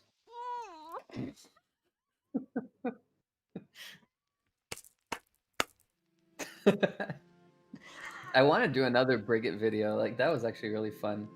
And it seems Yeah. like everyone across the board, even the ones that I was poking fun at, I think they kind of, oh, rip our teammate, but I think they kind of were good spirited about it. They enjoyed it. Hmm. I liked it. The thing that I thought was so meta was the fact that even though it was a Brigitte video, you had like the very faint Bridget comments behind. Some of them even Yeah. throwing shade at the brats that constantly Yeah, begged. exactly. It Like, was it was like their leader finally doesn't like them and they're like, no, no, not Bridget. I She was our loved it. savior. I loved it. The fact that you literally made Bridget be like, no, stop it. Yeah. I was just like, oh, that is golden. It was too I think good. it went right over their head though. I'm pretty sure the people that it should have really like taught them a lesson, I think they were just like, aha, funny Bridget video, more please. But not that kind. I want just normal Bridget. I mean, if I'm to be very zero filter for a second, I think people that constantly shout, "Where is Bridget?" when they have an entire series that they can watch right in front of their eyes, I don't think they're gonna look hard to find faint comments in a video if they're gonna act like a video didn't just get released the same week. Just True. saying. Although I feel like the people that are complaining, most of them, they're probably watching the series like daily because they might, if they're younger, they have that kind of time on their hands. So, but yeah, I mean, I did do the whole thing. The last video was like a finale, and then I even went above and beyond and went like did more. So, yeah, it's an easy argument to win when someone's like, "Did you make enough of it?" Yeah, I think so. Unless I want to do more. Exactly. Just if you have the motivation to do something and you have a fun little idea that you think would make people smile, then obviously that is when you do it. And people just need to learn to be patient and kind and nice. Please practice compassion and be patient with Vian, because last thing people should be doing is prioritizing a fictional character over a real person's mental health, because that is not right. Yeah. It's all good. I don't mind. It's given me a lot of success too, so I can't really complain too much. There's a lot of good that came with it. Mm-hmm. Of course, it really done so much good for you. It's just at the same time, people shouldn't push you to the point of tears. Like I still can't get over that. Yeah. A part of me cringes that I even showed that, but I'm like, no, I think it was kind of necessary in a way. Oh, But it's not usually a side that I like to even show because it's so vulnerable showing that exactly. side. That's what I'm like. If I realize that I'm being vulnerable, like for example, there are people that might have most definitely witnessed this on Twitter or on Discord or something, but there will be sometimes where I will say something and then I'll delete it. But because something in my brain is like, delete it, it's terrible, just delete it, get rid of it, just to go back to just be nice, be happy, don't have problems. Just so if anybody sees something and then they suddenly see it vanish, that's because my brain basically screamed at me to stop and don't show any Mm. side of me that could And, possibly be vulnerable. and you get that one person who took a screenshot in like a millisecond and sends it to you, and they're like, I saw that though. Are you talking about you and the fact you did that to me once and then you I like can fill those waited shoes. ages to Yeah, I can tell fill those shoes me? sometimes. I loved that you did that. I was like, what the heck? My own friend is getting receipts on me and my random ramblings about how I get scared of some things and then wanting to gently give me a little comment. Man. I think it fairly like rightfully so ended up spooking you a little bit because you're like, what why'd you why'd you clip that? Like, why'd you save it? Yeah, it was like, it was spooky, but it was like, in a way, it's like, wait, what I say matters? It has to. I mean, as long as people, see it, you're influencing them in some way. Mm.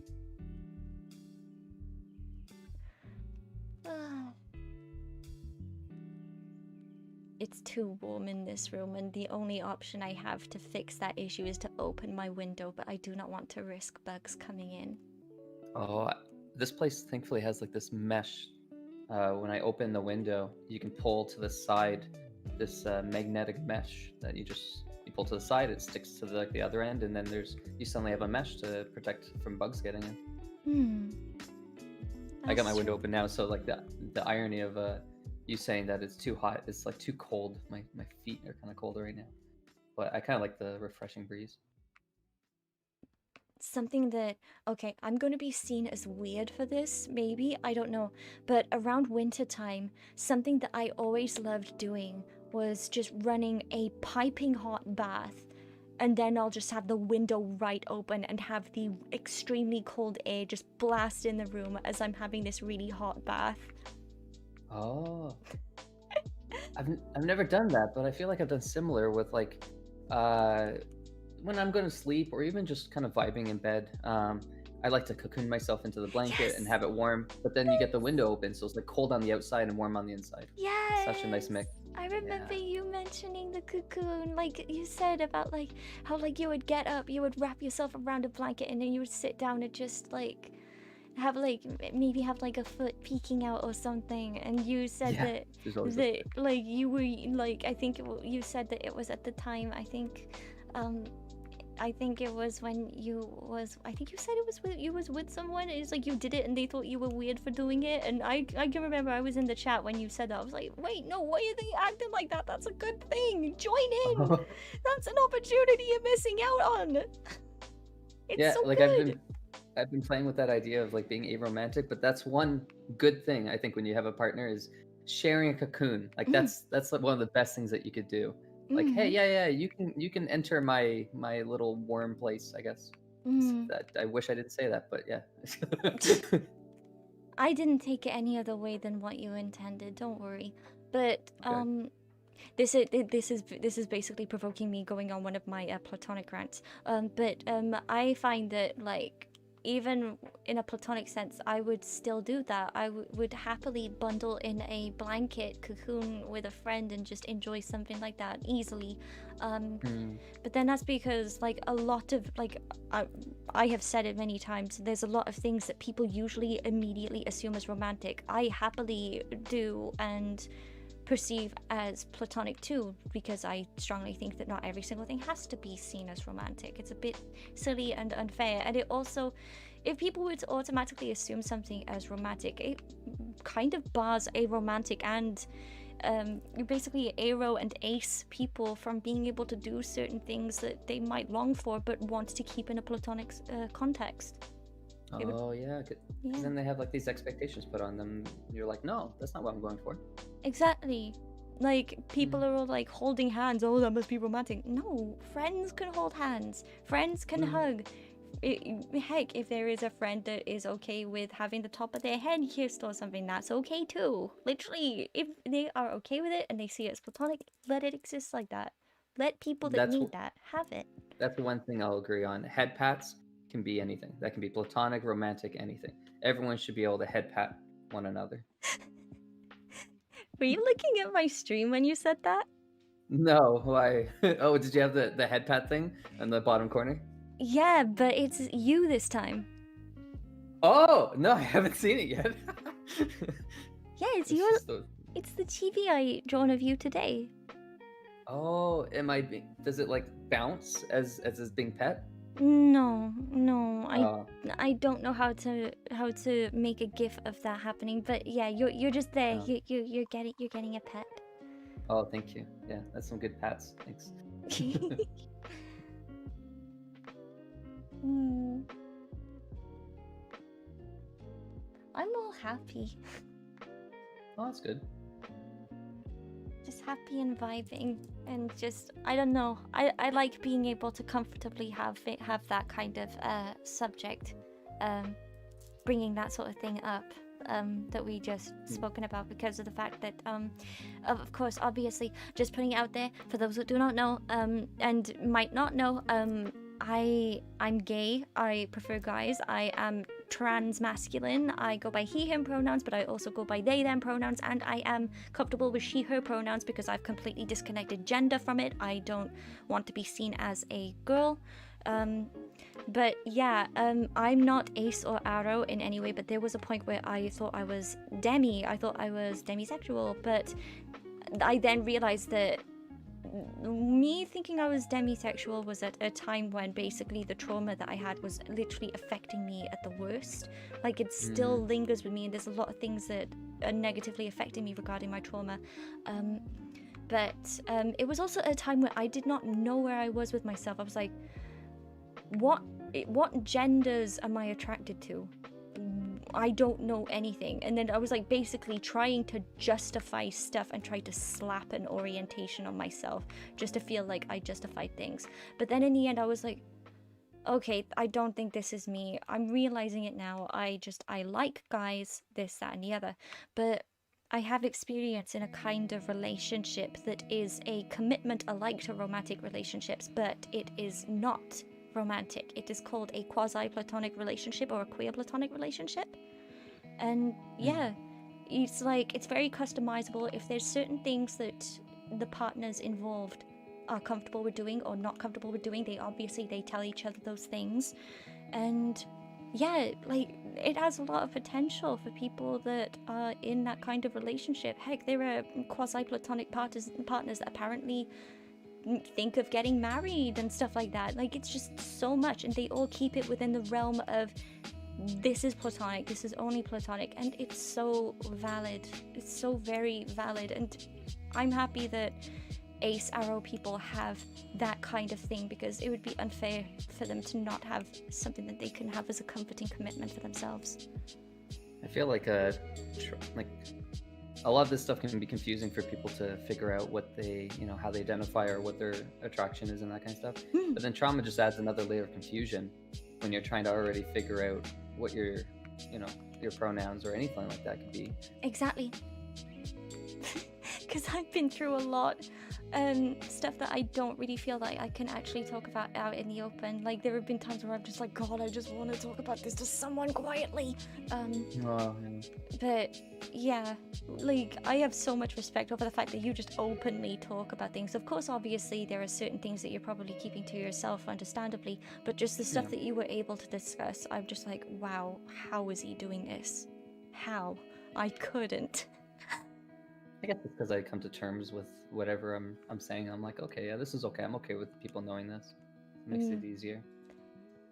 One I thing that I want to prevent though is not being certain of myself and then trying to like take a guess publicly and then the public inadvertently, you know, changing or swaying my opinion, not even meaning to, not trying to mean any harm or anything, but then accidentally make me think that I'm something that I might not be. Like, honestly, at the end, only you can figure out you. People can easily, they can provide information. They can like be like, oh, this thing exists if you wish to look into this, as just like a neutral thing, just to bring something to your attention so that you can have as much information at your fingertips as possible. But that's as far as they can go, and as far as they should go. They shouldn't try to influence anything any further than that, really, because at the end, only you curate who you are as a person. You are the artist behind your own canvas that is your life. You don't give the brush to anybody. That's your own brush. Nobody can take that. Kind of in the way of like we're slowly discovering the world as we go through it, we're also kind of discovering ourselves too, and we're always changing. So sometimes we don't get it right away, and we're figuring it out. I think like a lot of the labels that we can associate, it's good in one aspect because then you're like, oh, okay, I think this kind of fits, and then you can look more into it, and then you're like, oh yeah, identify with that, and you get more information as you look into it. But then it also could be a little bit of a cripple sometimes if it ends up limiting and you know, making you presume things about yourself, and then you're like, wait, no, that doesn't quite fit with me, and you shouldn't have to like just fit a label because a lot of other people have or something. There are some people that sometimes they just don't want a label, and they feel incredibly liberated not having a label at all.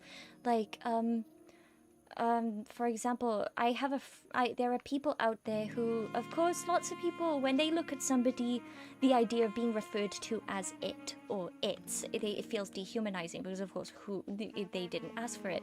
But there are people that specifically say, hey, do you think you can refer to me as its pronouns? Because I find it quite liberating, as I feel like it just removes gender altogether. Some people are like that, and it's incredibly valid because it's basically, they feel like it's removing a lot of stuff that they feel is, like you said, it's like there is a lot of things that they don't, it's an issue regarding identity or whatnot, and they just don't want a label.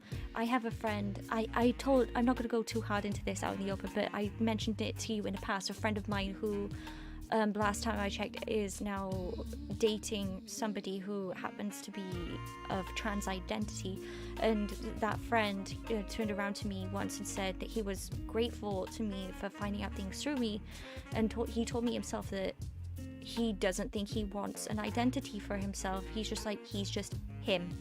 That's all. He doesn't think he's this or that. He's just him. That's all that there is to it. And there are people that are like that. Ooh, hot Cheetos. Fish chip. Sorry. The word hot Cheetos has been popping up more recently. I think just the other day, someone was talking about hot Cheetos a lot in my stream. Is there like a trend going on for hot Cheetos? I don't know. I mean, hot Cheetos are good, I guess. I mean, I don't think I've had them. Apparently Cheetos are like becoming used a lot more in like cuisine and stuff, because obviously there's the whole Burger King Cheetos collab that's been going on that has been a thing. And like I was watching, I think it was Matt Pat, he made like on his food theory channel, he made like a video regarding Doritos and how it was slowly making its way towards fine cuisine. Being used in like fine cuisine stuff. I saw one video of this woman using Cheetos. I don't know if it was hot Cheetos, but just Cheetos in mac and cheese. Hmm. They like powdered it down and made it. I don't know. But then I also saw the response of it, everyone to the video, and they're like, "Ew, don't do that." A lot of people don't like it, I guess. I don't know. I've never tried it. It's the same reaction to you saying you put mustard in your mac and cheese. It's so good. Everybody in the chat is now gonna kick off. Watch. Unless it's like regular mustard, then it's kind of boring. I mean, it's not bad, but it's kind of boring, honestly. The one I like is using Dijon mustard with it. That's good. Adds like a little bit of a spicy kick to it. Mm-hmm. I don't like spicy things, sadly. Oh yeah, you're the sweet tooth. Yeah, I'm the sweet tooth. This reminds me of a conversation we had, something like this when you brought me on for your Twitch stream last year in January, and when it was like silly o'clock my time. I can remember you saying something about the idea of what if like we were like a sort of hive mind and our taste buds were connected. Like if you ate something, I would sense it. Like if you had something spicy, I would have the painful spicy heat in my mouth as you was eating it or something like that. I remember you saying something like that, and I was just like, you wouldn't be mean and make me go through with that, would you? And he was like, Yes, I would. Why not? Have you ever? There's like these jelly beans. It's kind of like Harry Potter kind of thing, but there's these jelly beans that taste intentionally bad, like spoiled milk, and yeah, I would eat those so you could taste it. Oh, no. What one would you even eat? I would eat it when you least expect it, whenever that would be. The Jelly Belly Bean Boozled. That's it. Yeah. Yep. Those have some... I don't know why, but one of the quote-unquote bad flavors is toothpaste, and I'm sat here like, that ain't even bad. What are you on about? No, yeah, when I got that, I'm like, thank God. Like, my mouth was on fire for like stinky socks or whatever. Toothpaste is nice, thank you. Yeah, it was on weird fire flavors. for stinky socks is a very strange combination of words. I'm just imagining a very stinky fire. Oh, I mean, it can. Depends what it's burning. If it's burning stinky socks, I imagine it's gonna smell bad too. Ew. The rotten, was Egg. it rotten egg? Yeah. Yeah, that one's the worst. That and spoiled milk. But the worst thing is they put something in it that like it intentionally hurts your mouth. Like your mouth doesn't, it rejects whatever ingredient, and all of the bad ones have that ingredient, whatever it is. So at first you're like, okay, that kind of tastes bad. It also kind of smells bad, but whatever. My breath smells bad now. But then that ingredient hits, and then you're like, oh, my mouth doesn't like me right now. Smart business.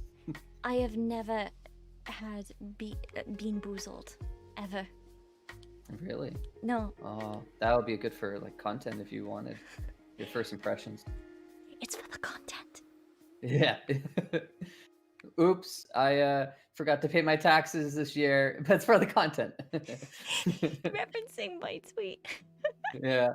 There's another tweet that you made recently that I like. No, you didn't make it. You retweeted someone, and I was going to mention it a second ago when you were talking about like platonic stuff. I can't remember what tweet it was, but maybe with your excelling memory, you'll remember. Is it the Oh, soulmates maybe it was tweet? that. I don't know. I retweeted a thing, but I was like, yes, this. Was it that one? Or was it like just a normal tweet? Oh, I think so. Yeah, I think you were reacting with like, yes. Yeah. Like it was normalizing something, I think, wasn't it? Was the wording for them to normalize? I think maybe normalize the idea of having platonic soulmates. Or something like that. Well, I remember that tweet. I'm wondering if that's the one I'm even referencing. My terrible memory. I don't know. I'm just... There was that. There was another one too. Unless you didn't retweet it and it was just like you liked it and then it popped up for me. But it was something. I don't know. Where is the quote tweet? I quote tweeted the thing saying this, and it said, platonic soulmates are heavily underrated. The idea of someone being your mirror image, someone who is half of your soul, but not in a romantic sense, is a beautiful thing. Was it that? I don't think so. Now I'm doubting. Me looking I saw at... that one too, though. That one's fine, but there's not the one I'm thinking of. There was one that I really clicked with. Me scrolling through my entire Twitter looking for the word normalize. I'm looking through your likes now. I'm seeing if I can find it. Oh no. You like a lot of stuff.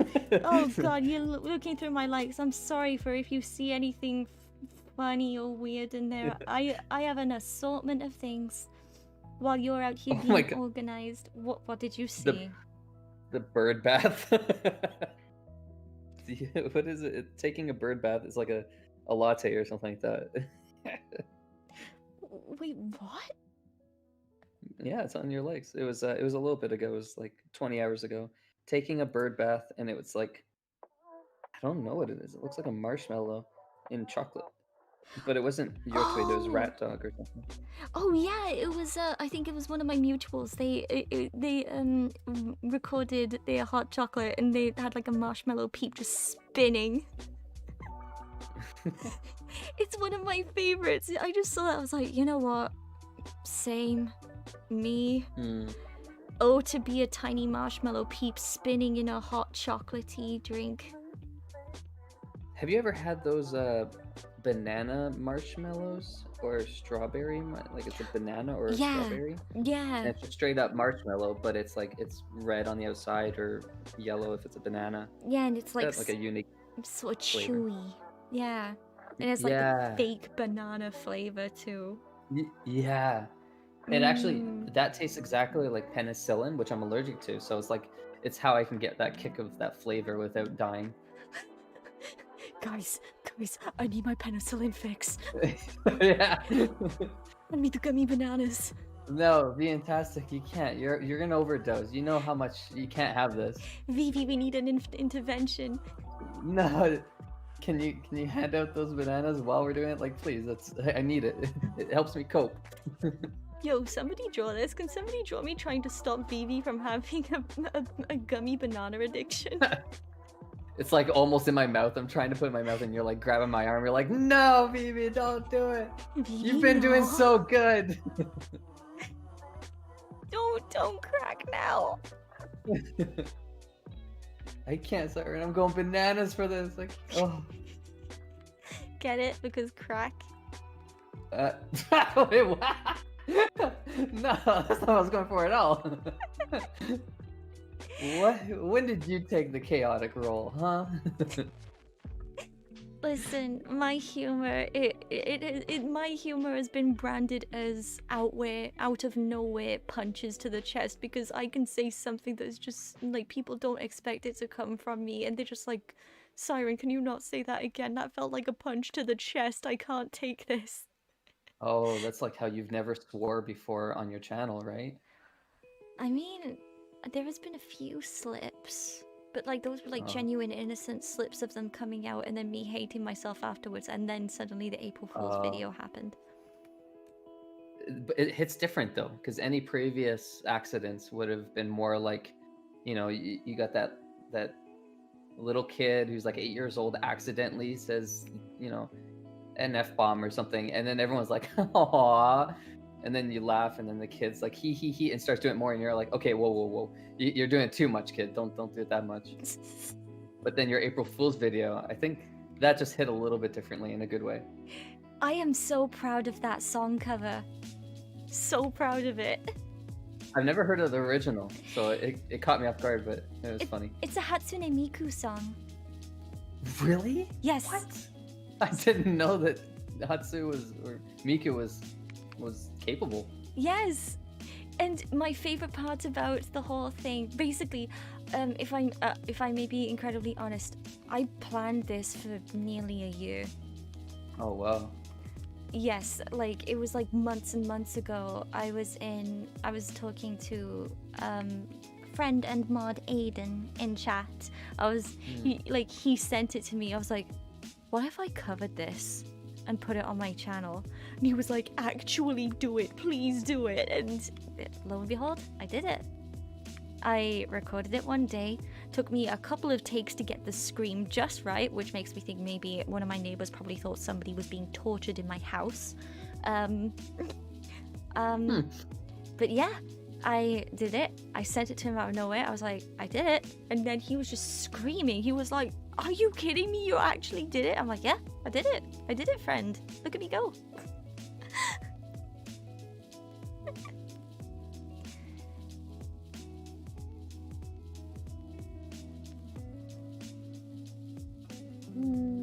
seems much calmer now. What does that mean? I'm always calm, even when I don't seem calm.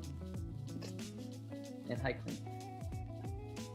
Maybe wait, hold on, wait. Is it my vibes? Is it the vibes that I have? Like, are we like blending into me vibes right now? Do we need to go into VV vibes and do something like No, chaotic? I think whenever I'm on a call, I'm usually more chill because you gotta accommodate for the other person. Maybe that's what they're referencing. But I like it when you're you. You're my favorite you. Oh, well, I have many versions of me. Well, I like you for all of them then. Oh, yeah. All the ones that I've known so far, and any that I might end up learning of, I like them. Mm-hmm. When I listen to music, a different version comes out. I tweeted that earlier. There's just something, and we definitely got to normalize the whole walking on step to the tempo. I was even doing that after I replied to you. Yes. I ended up doing it. Yes. It's Like, so good. I don't know what it is, but I just, on total accident, I will just straight up, out of nowhere, just like, I would be walking, and then I'd be like, wait, am I walking fast? Am I walking really fast? Do you have like Oh a no, bounce to your step though? Because I kind of like hop a little bit to the music. a tiny bit. Oh, okay, yeah.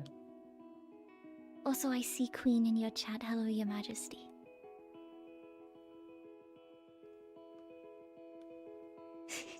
I just like took a peek at your chat. Like 1 second, I saw Queen was there. I was just like, it's Her Majesty. Hi. Oh, yeah. The Royal Highness. Oh, thank you. Queen. Yeah, the different versions of me are just flavors. Oh, yeah. What kind do you get today? A little bit of a Napoleon. A bit of everything. I'm choosing violence now. Everybody in chat, tell me, debate in chat, which flavor in Napoleon ice cream is the ice cream that you ignore or you leave to last? Which is the one that you're gonna leave to last or ultimately ignore? I'm about to cause carnage in your chat. And this is interesting because, yeah, you guys, strawberry, vanilla, or chocolate, but it's interesting because I've seen you do the poll and I saw the results, I believe. So I think I remember which was the more favorable. Surprised me actually what the least favorite was. It's not my least favorite. People have all been saying that they ignore or they leave strawberry to last, and I'm so sad. But my chat's saying strawberry as their first choice, and then vanilla's kind of second. Oh wait, no, strawberry and vanilla for sure. Chocolate's the best. Never mind. Oh, okay. Strawberry and chocolate looks like it's the favorites. Wait, what? Okay, no, it's across the board then. Everyone's saying different answers. I think strawberry is a little bit more popular for mine, which is interesting because it was the least favorable for your poll that you did on Twitter. Yeah, like I wrote, like, what's the one everybody ignores or they leave to last? That's right. And in my poll, they said strawberry, and I was just like, but I love strawberry. Strawberry's good. Strawberry makes especially me happy. when I can't remember the order, but doesn't strawberry sit right next to the vanilla? Like vanilla's in the middle, chocolate's on one side, strawberry's on the other. That's good. Yeah, because strawberry and vanilla mixing together, that's a decent mix.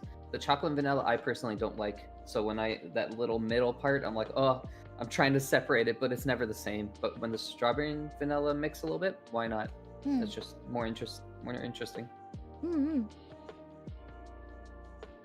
They're just all really good, honestly. I've got like these little like Neapolitan ice cream sandwich sort of like bar things downstairs, where it's like the top half is coated in chocolate, bottom half is wafer. And sometimes I would just find myself like I will just go to the chocolate side first, or then I'll go to the strawberry side, and then I'll have a nibble of the middle. Like I have to have a nibble of the middle, like between the sides, because I feel like it's really awkward, like me just taking like a honking bite out of the middle and then having the two sides. I feel like I gotta go from the outside in. Yeah, you do. What, do you eat hot dogs from the center and burritos from the center?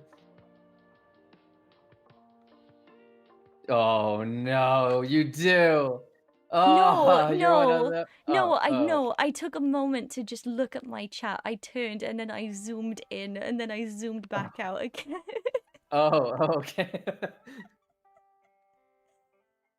Um, but no, I've never had a burrito, and Oh, I just eat hot dogs from the end like a normal person. oh, okay. Whew. You just out there, just like scared, thinking, oh no, Yeah, it's Siren. Weird. you're one of those. No. No, I thought we had something special. So like the people that eat hot dogs from the center, like it's a corn on the cob. Do you then eat the corn on the cob from the ends first? I actually do that. I would eat the ends first. I wouldn't eat the center, because otherwise you get like a bunch stuck in your teeth, and that's no fun. Wait. Okay, I did not imagine that as you meant it. I imagine you Oh. just straight up vertically holding a corn on the cob and taking a honking bite of the whole Oh. thing, not just the kernels, like the entire end of a corn of the cob. Yummy cob.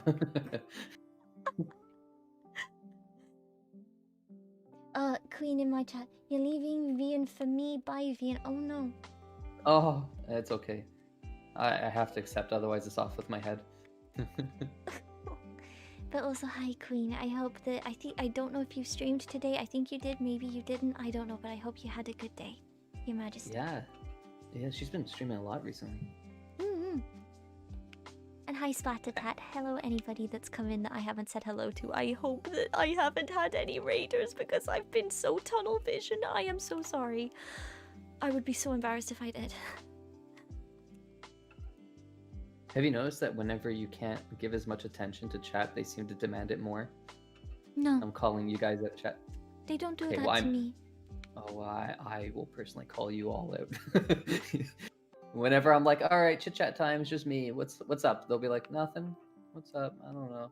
I'll be like, The okay, I way- guess I'll make conversation. When I make little peeks into my chat, like sometimes I'll see the few hellos. Like even though I don't vocally respond back, I see your hellos, guys, and I very much appreciate them. I appreciate your visits. But other than that, when I look into chat, it's like as if they're just having like if we are talking about something, they have the conversation, and I feel like they're interacting with each other. Maybe I don't know, but it's very chill. Very, very chill, and that's what I like. I like it when my chat is chill and they're like bonding with each other and stuff. I hope that that's been the case. Oh, that's the best way to get on like a streamer's good side, is when they're busy.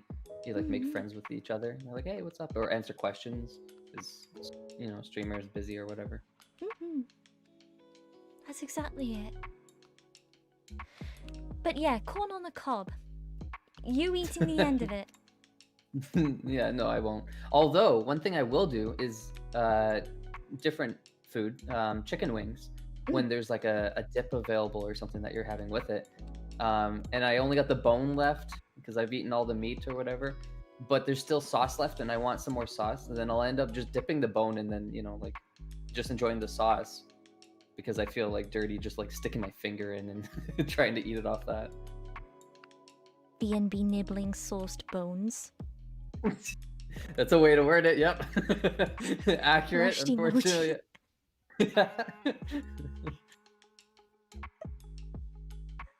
Someone gets it, right? You understand. You know my pain. He just likes that saucy bone. Yeah. Somebody clip that. Please. Oh, I can't wait for the montage of all these like out of context moments. I don't know if people have been clipping, if there has been anything particularly funny that has been said between us that has been like clipped at all or anything, but if there has, thank you.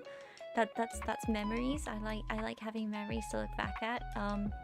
But yeah, I don't know, just the idea of just sucking a bone for sauce.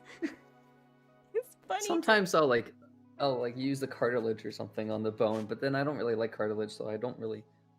It's just, I don't know, it's weird. And then you've got me. I just eat to make sure that the bone is clean. Yeah, you have to. You don't want to waste. Are you able to do the so the wings with like the two bones? Are you able to one hand it? So you just put it in. I think you can kind of like bite the cartilage off like one end, and Yeah, then you can like expertly pull just the yeah. bone out, and then you keep the meat. Oh, I hmm try. I'm not that good at it, but I'm trying to get better.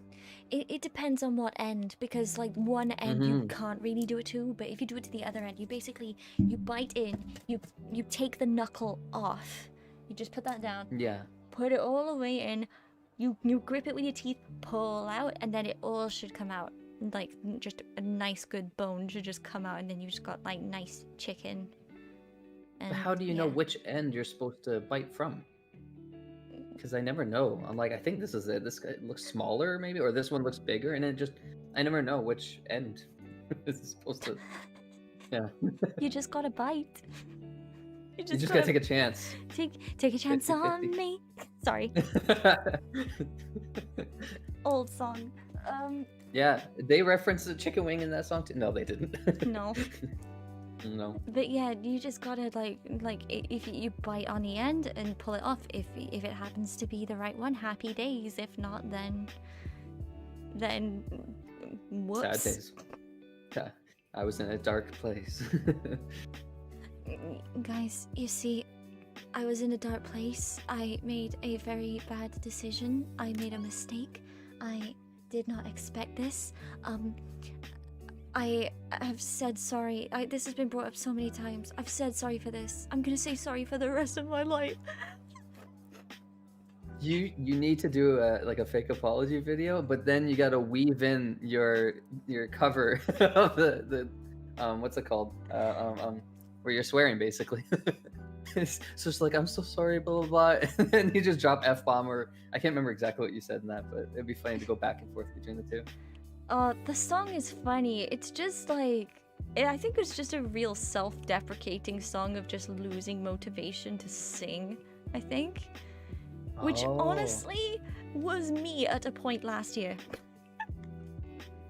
Because there was like a whole space of which I was just not trying to do song covers, and like I was just like behind closed doors. I was just like, my singing sucks. Why are there people that apparently say they like this? I can't pull out anything good. What's going on? But like when I did that April Fool's cover, that was just like, I was just having fun at that point. It was just like, I'm good. I'm doing great. Singing a song that I get to belt out this extremely uncharacteristic shriek. Let's go. The shriek was my favorite part.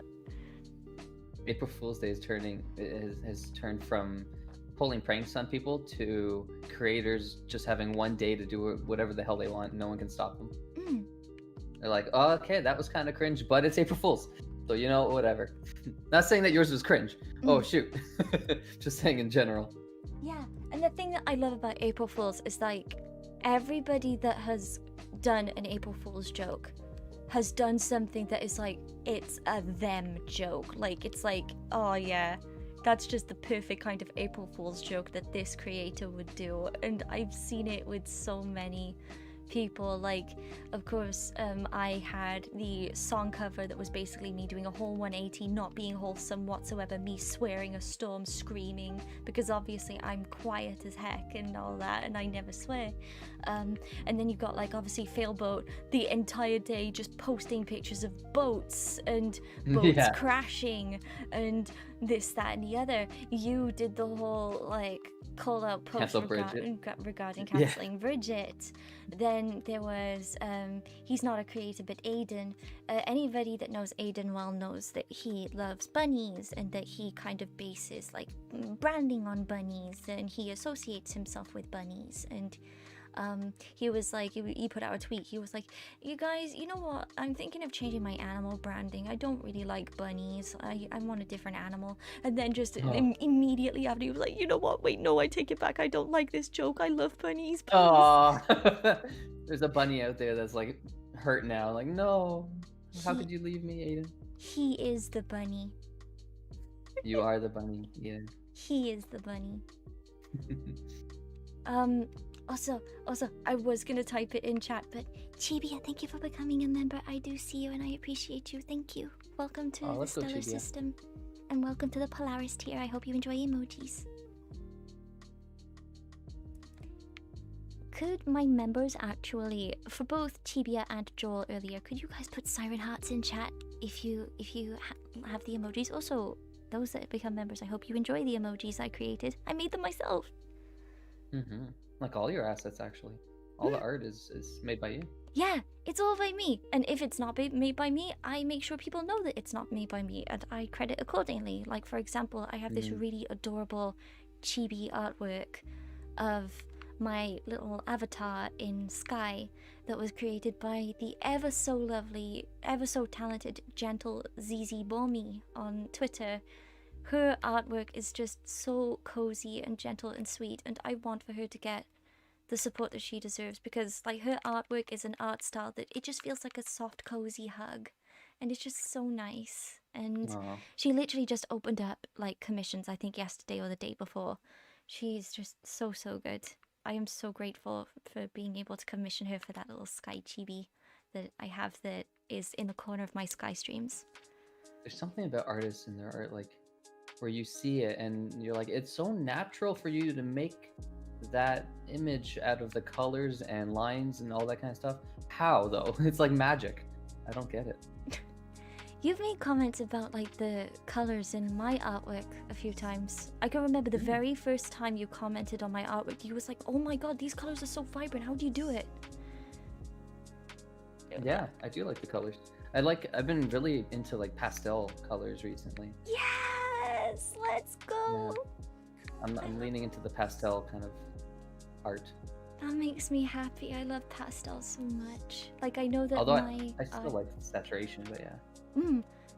Like yours is saturated. Yeah, mine is more on the saturated end. Like, I feel like mine is kind of like in a weird middle ground between saturated and pastel, because I go for like the colors that are associated most with pastel, but they pop a little bit more, or they even have like a bit of a glow to them. Because that's like, when I'm working on the colors, like the thing in my head is, can I make this look like it's glowing? Oh yeah. Can I do that? I really like when people have more of a dark aesthetic and then they pop in some glowing aspects into it. Like, then it gives more of a neon kind of dark club scene kind of look. That's really neat. Just quickly typing a thing. Yeah, take your time. Take good care, Queen. It was good seeing you, Your Majesty. Good night. Okay, but yeah, I'm just like, the fact that you're saying about how you really like pastel stuff is like, I'm just sat here like, yes, join us. Yeah, I like it. It's really good. I want to try it too, in regards to the whole dark aesthetic but stuff that glows. I want to try to do that, but but the color I've not reached a point in color theory where I'm able to like say my persona. I have the whole color scheme with my persona. I have not figured out how I could figure out to make color theory work to make my put my persona in like a dark scene and not use the colors in the same shade and accidentally make myself look like I'm not in the scene at all. Like, I need to try to figure out how to make the colors blend to make it look like I am in a dark lit scenery, if that makes sense. Well, the way I would think of it is, you know, like that KDA, how like in some scenes it's dark, but then only certain parts of them are glowing and highlighted. So you could do it, and giving like the like mermaid aesthetic. There's always been this interpretation for some people with the like the myths of mermaids, that they're trying to pull people underwater, and like it's a dark kind of thing. So Sirens. You can be dark. Yeah, sirens, exactly. Yeah, exactly. That's you, siren.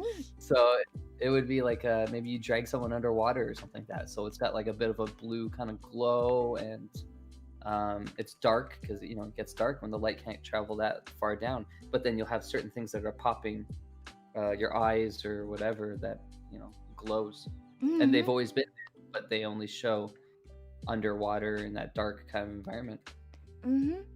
I would love to do something like that, especially because I want to cover KDA songs, and I feel like one of the certain songs, that kind of imagery could work really, really well if I just had the time to do it and figure it out. It would Oh be man, really good. that's a mood. If only we had the time and energy to do things, boy, would we take over the world. Yeah. We're just nerfed. Very Yeah. much nerfed. By ourselves. Mm-hmm. Yo, we gonna win. We gonna win. Let's go. Let's go. Nice. Yeah. I'm like slowly falling off. Maybe not. Never mind. I thought I was gonna fall off the podium. You were right next to me. Yeah, I was squid flopping at the top. I saw it. It was really, really cute. Yeah.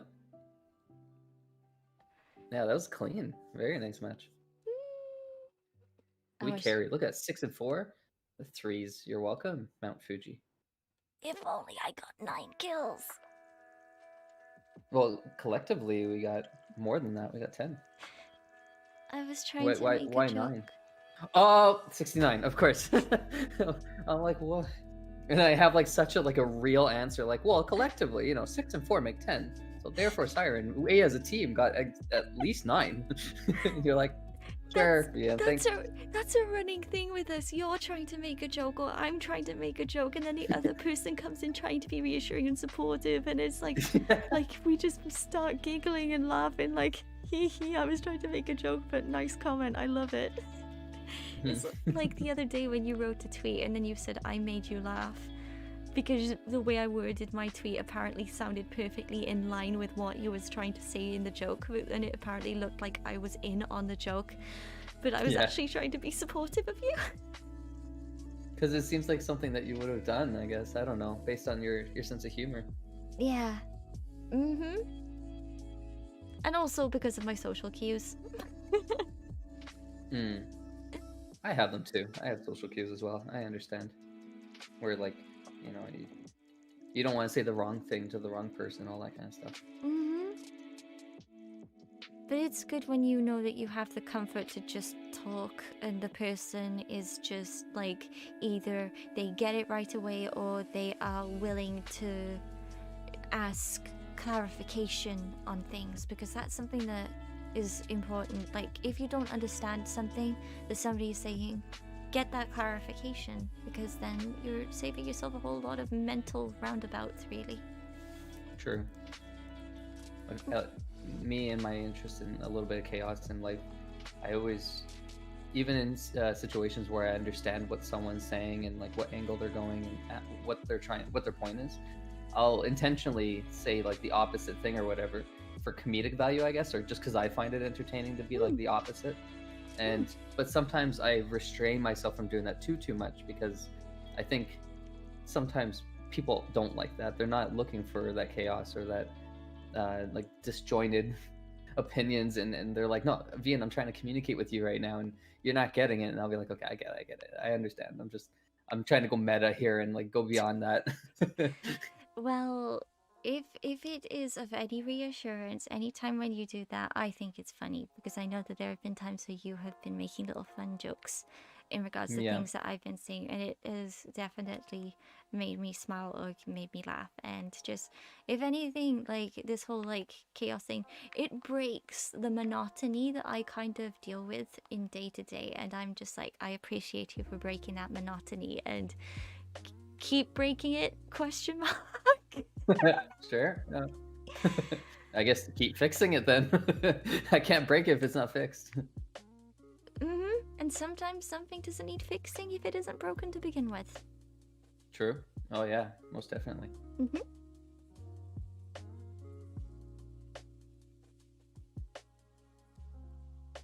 People in my chat must be so vibed out. Oh my goodness. Same. So that's when you got to be like, any lurkers in chat, put a purple and a blue heart. Blue? Do you want blue? What color would you like? Purple and blue are nice. Like, I know that my go-to when I type anything is usually purple, but I also like blue. If I may be honest, the only reason why I constantly gravitate towards the purple is because the blue isn't my blue. Oh, right. So then you're like, I'm not associating with it at all. It's not even close. Like, I will use the blue for me sometimes, but other than that, I just use purple because it's not my blue. Like, if I was to Hmm. describe my blue, it's a very icy blue, like a very icy minty blue color, like very pale. Oh, yeah, Um, yeah, yeah. which is nothing like the blue heart that is an official emoji. Heck. Maybe one day. Well, although the trans heart, doesn't that have the blue? Does it? Does There's a it? trans heart, isn't there? Isn't there? I Don't you use mean, it all the time? Or is that not official? wait, what do you mean trans heart? I thought there was a emoji, a heart emoji that had the trans like flag colors. I mean, if you mean maybe there might have been times when I might have used it early on when we first started DMing each other, back in Discord. Because I Well, think I yeah, I don't. remember me using it towards you, but that was Oh, just maybe you a haven't. custom emoji that was in one of the servers I was in. Oh, I thought it was an official one. Because I was gonna say, I because that wish. has. Yeah, it should. Well, I mean, they got the trans flag, I guess, but like the heart would be cool. There's one thing I just recently found that I think they need is a box of tissue. Sorry, complete 180 on the conversation, but a box of tissue. Oh, maybe okay, the Twitch has it. Maybe I'm thinking Twitch, but a box of tissues. So when like someone's having a hard time, you can. What emoji do you give them? Like, hey, here's a tissue. I think a box of tissues would be a good emoji to have, wouldn't it? Maybe. Doesn't it exist? No, that's the thing. I was like, it exists. I went to use it, and I'm like, this doesn't exist. That reminds me. Last night, I made a tweet trying to remind people to drink water before they go to sleep, and I was looking in my emoji list. I was like, why isn't there just a straight up glass of water? Oh yeah, there's a glass of milk. There's a There's no glass of water milk, bottle. and then there is a soda glass where it has like a little stripy straw coming out of it, but no straight up one that is intentionally water. I had to choose like a weird icon that has a tap and a glass for my little water before Mimir tweet that I Oh, made. just give them the ocean, that big tidal wave. Whoosh. Here's Don't some hydration. don't drink salt water, guys. Don't listen to True. Vivi. Please. Oh yeah, right. Please don't. Or Papa no kiss you. Oh no. Also, I see Sora in chat. Hi, Sora. Hi. I got really excited. I just saw Sora. I was like, hi. Sora's kind of pog. You know, we can actually just start complimenting Sora and she can't do anything about it. Sora makes me smile. Yeah, I like Sora's somehow finds the time to support all her friends. How? Where do you find this time, Min Man? How do you even do it? Sora tries her best. I don't know how. Effort, sure, but I don't know how. Sora. Because anytime I go to any stream, she's there and like rooting for her friends. I'm like, what? Sora, how are you everywhere? /S. Yeah. Like that's the comment that people constantly send her, and I'm just like, why are people asking her that? Like she's just supporting her friends. Why are you all asking her as being like, Sora, I see you everywhere? Like, Viva La Pluto's actually a brand, and there's a staff behind it. So there's many Soras. She just clones herself, and they're all doing her bidding. The real Sora would never get caught dead supporting people. No. That's what you have the little minions to do for you.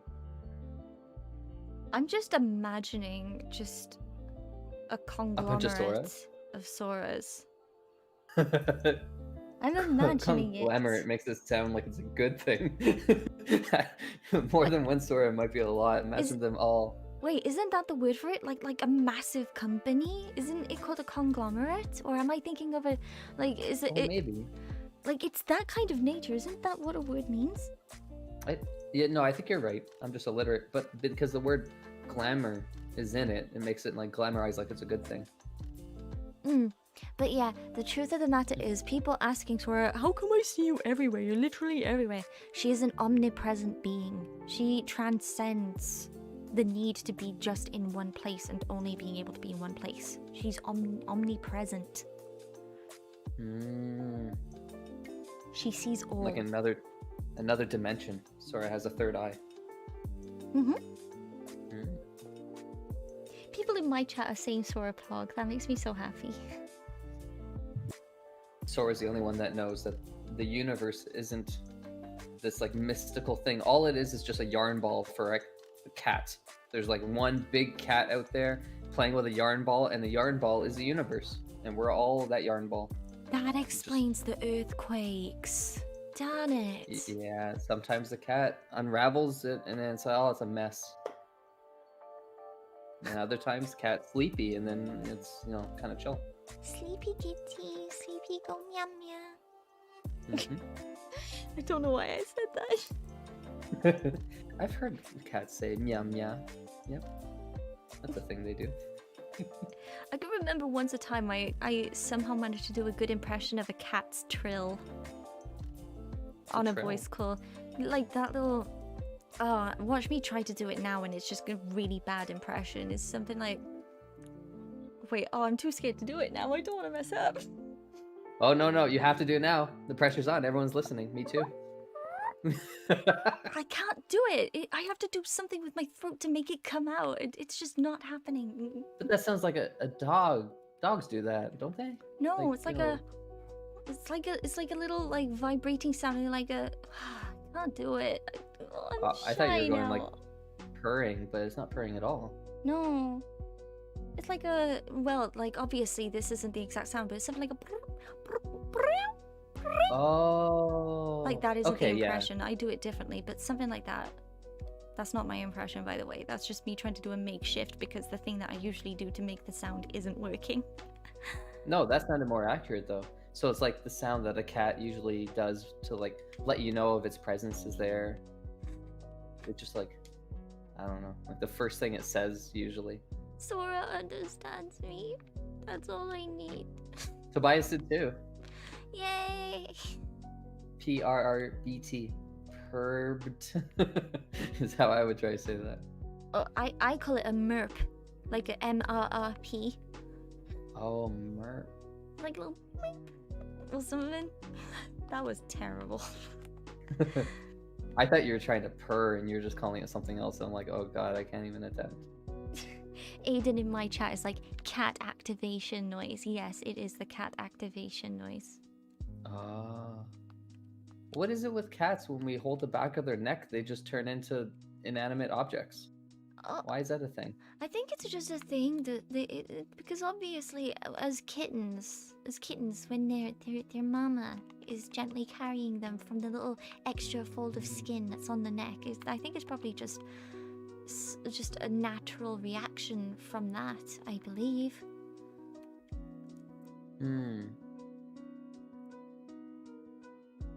Yeah, it doesn't do it to me. I tried grabbing the back of my neck. Nothing happened. So it's gotta be a cat thing. Do you have an extra fold of skin on the back of your neck? I made one. I just kind of like pulled on my skin and made it. Yeah, I don't like to talk about it. There's like some layers back there. I like to like hide my wallet in there, you know. No one ever thinks to look there. Pain in the neck, as you imagine. But you're so brave. You're so brave. Yes, my neck wrinkles. So brave to talk about this in front of us. In front of me. And to grab it live on stream. Even grabbing it live on stream, I didn't get to see that. Can somebody just clip that? No, don't clip it. No, Sarah doesn't need to see. Someone clip it, please. Pretty please, with a cherry on top. It'll make me happy. Oh, there's a cherry. I can't even stop you guys now. Not when there's a cherry on top. If you don't click it, Papa no kiss you. Oh no. You don't want sad Papa. Am I quoting John Weissman? His name's not John, it's Joshua. Joshua Weissman. Not John. Where did I get John from? Maybe you saw Joe in our lobby and then you just went a different direction with it. Honestly, who even knows?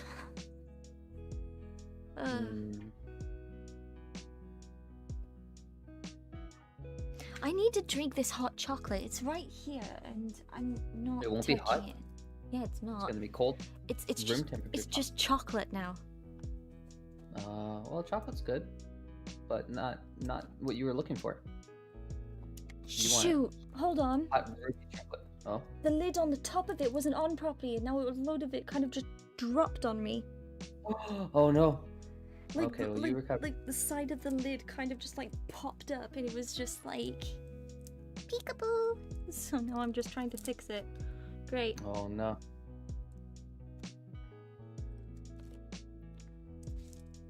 That's the worst when you get a coffee or a drink or something and the lid just pops off and spills all over you. It's the only time I will not say "pop off my liege." Oh yeah. Please do Lid not and liege both start with an L too. pop off my lid. Liege. Liege. Like, do you have to sneeze? Are you okay? Gesundheit. Yeah. It is a good hot chocolate though, even if like a couple of droplets kind of just dropped on my pajama trousers. Darn it. Does it? Because I can't remember if you told me what it tastes like, but ruby chocolate, is it like have a bit of like a fruity taste to it maybe? Or something, Yeah, or- ruby cocoa beans. They're pink in color, and they have a tart, fruity taste to them. They're quite sweet, but it's like a tart fruity sweet instead of just straight up sugar sweet. Oh, I see. Hmm. Oh, it sounds like it might be interesting to try. I normally don't like mixing chocolate and fruit, but I give it a shot. When the chocolate is the fruit, flushed emoji. Oh yeah. It probably isn't even. I'm probably gonna have to try to find out in a second if You look the- it up. Yeah, It's if like. it No, go ahead. if it's like a specific kind of bean or if it's a cocoa bean but in a specific stage. I'm gonna have to do that in a second maybe. It just turns out to be like red velvet cake, but liquid form. It definitely no. No, you're like, no, I know what that would taste like. That's not it. That's just the milkshake that I like to have. Wait, there's a milkshake for that? Red velvet milkshake? Yeah, the red velvet cheesecake milkshake that I told you about that was at the Oh, local yeah, yeah, place yeah. that I order from sometimes. Right. It's so good. It's thick, but it's amazing. But then again, a lot of thick things are amazing. No comment. All the comment. Nope. Don't like wedges. Lame. Oh, that's what you were talking about. Okay. Totally. 100%. What else? Some baby. He's just a little baby. Right? Everyone in my chat, you were thinking of wedges. Potato wedges, because we talked about them earlier on. You did. Mm-hmm. Yeah, you won't catch me wedging them into my mouth. They don't taste good. I never use the word wedge like that. Even though it works. It's English, but I just never do it. Mm-hmm. Potato, more like potato don't. Ah ha ha ha ha ha ha. That was funny. Yeah, potato doesn't really make sense. Sounds. What about like fondue? Fondue. Actually, I've never tried fondue. I don't even know what it tastes like. Neither have I. I imagine it's just like liquid chocolate. More liquid chocolate. Or like oozy, gooey cheese for those that like that are on the cheese Cheese whiz? side of the fondue debate. There isn't even a Oh. debate.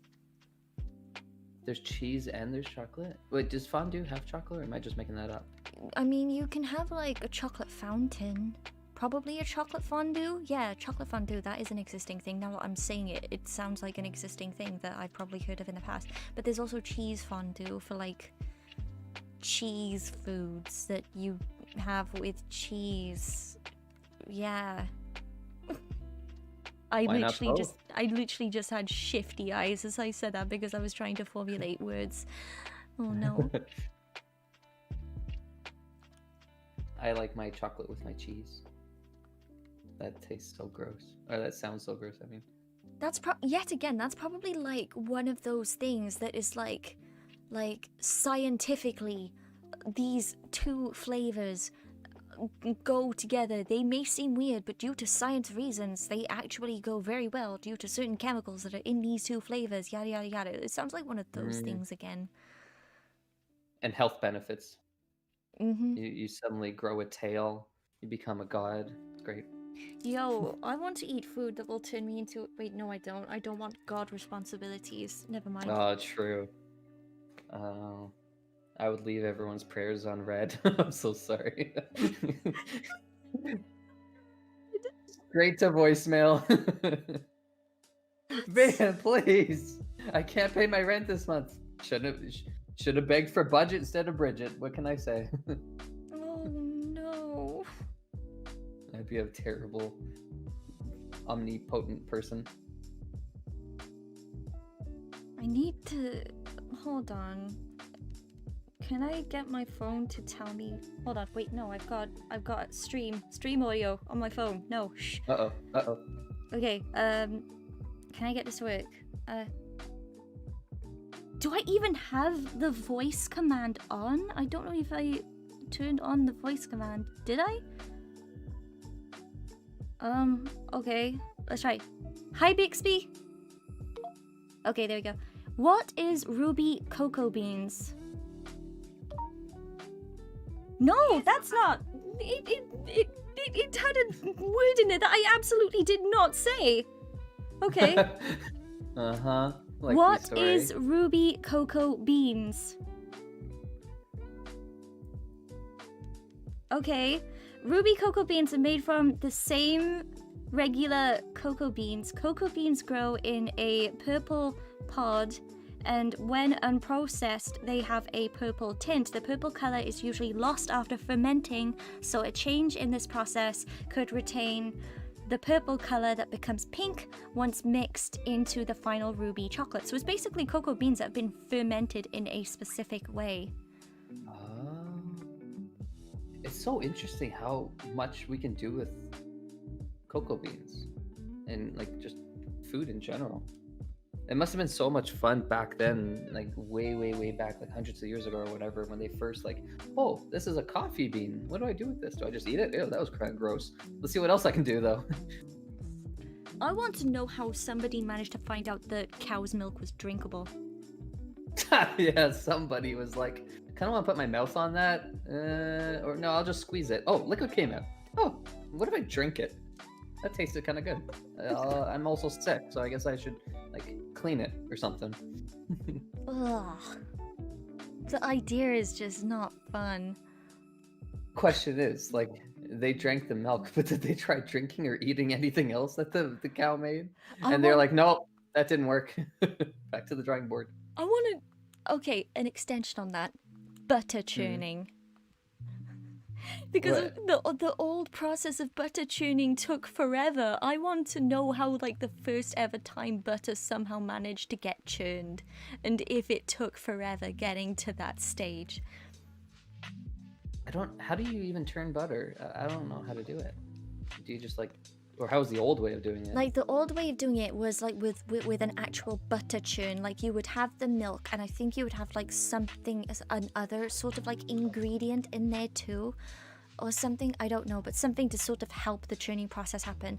You would have that all inside a thing, and then it would be inside the churn, and you have this like stick plunge thing that you have to keep pushing up and down, up and down, up and down with your arms for like a very long time for it to churn butter. And I'm just sat here like, I wonder how that happened. I wonder how we got to that stage. Like, what was before that, and did it take forever just like that did? That's what I want to know. It reminds me actually of like a very old memory. Not really relevant in any kind of way, just rambling about it. But I went to this farm with my dad just randomly. I don't know, and there's like a tour that you can go through. But anyways, the point is at one point it allowed us to my 8-year-old self or something like that to make my own ice cream. There was like a machine, and they showed how like it worked, like all that back in the day. So there'd be like ice around, and then the milk, cream, sugar, whatever is kind of in there, and you have to like, yeah, it's similar to like how you described making butter. Just something I remembered about my past. That sounds so cool. Yeah, it was fun. There was also a lot of hay, so your hay fever would have, really had a heyday. It's not specifically hay. Oh, oops. I forgot. Also, I gave a new password, but still of the same energy. Maybe it has this a Uh-huh. reference. Oh, I like it. Oh, they'll never guess. Mm-hmm. Or if they did, then that would be like, good job to them, but they won't. I'm just I'm hoping. Did I get into the lobby? Because that one's a little bit more tricky. I can't see what I type. Oh yeah, okay, I'm joining.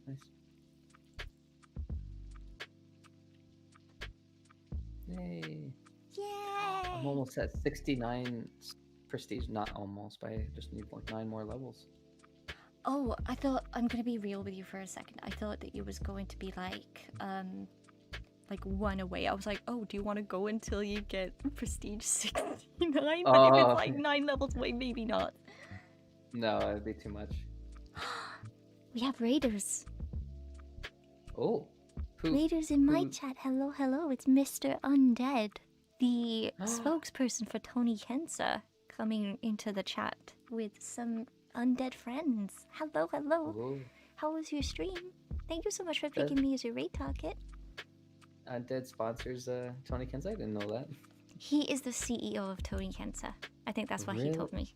Oh, can he confirm or deny if it's going to be in Splatoon 3? Because that's a debate.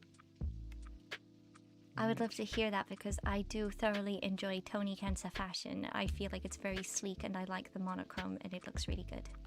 Yeah, unless they got to rebrand. Because isn't Tony Kenza like an official brand, IRL? No.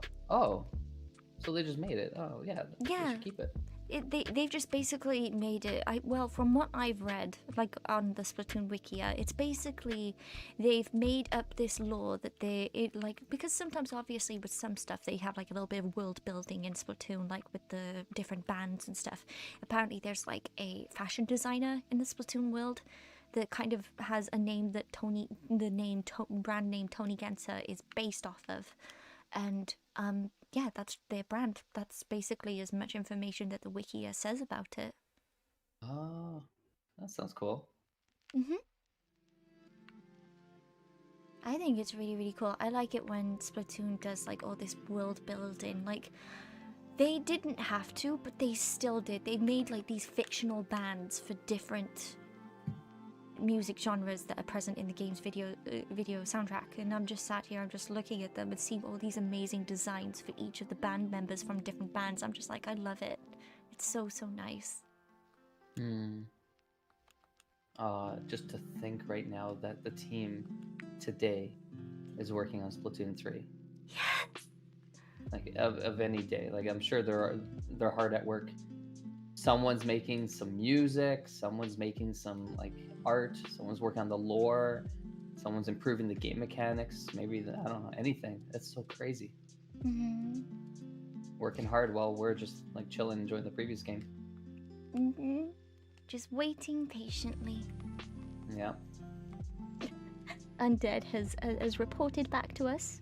He's like, hee, we love Tony Kensa. Sorry to report that Tony Kensa factories were bombed in the Splattopolis. Thanks, Team Chaos. Thank you. Oh, but that won't limit you, Undead, because if somehow your prediction is wrong, maybe a new factory was made, and now it's in Splatoon 3. Problem solved. But if I can gently ask, I don't know if any of my mods could possibly help me. Could we maybe get links for Undead's socials in chat, maybe, possibly? If you can, of course. It would mean a lot, because I want to help give a friend the good exposure that he deserves. Oh heck, I got a ball. Oh no. You can do it. No. No, that was tough, actually. I just made unattractive noises instead. And it was all for nothing.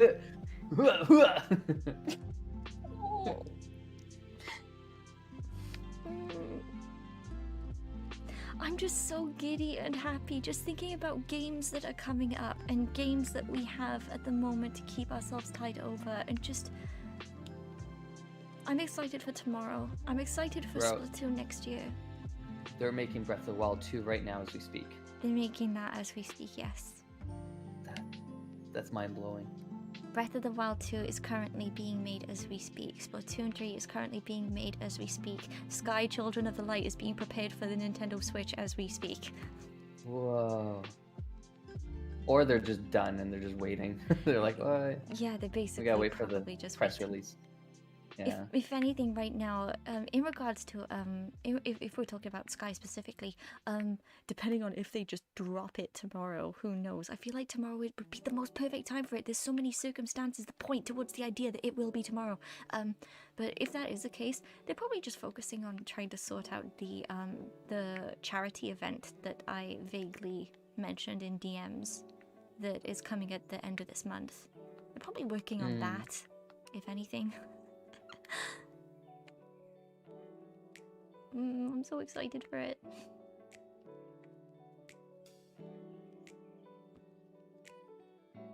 At least more people will be able to play it. I think anytime anything comes on the Switch, makes it a lot more accessible.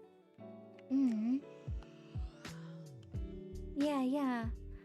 Because like, to give a bit of context, Sky was originally just on iOS, and then around a sort of year later, almost a year later, it was on Android, and now it is on its way to being on the Switch, which is just wonderful because there are so many people that have been seeing me advocating for that game company's games, and they were like, oh, Siren, I wish I could play this game, but I can't play it without my phone just melting into hot metal mess. And I'm just sat there like, listen, the Switch port will come soon. It will be your time, I promise. And I'm just like waiting and waiting for it.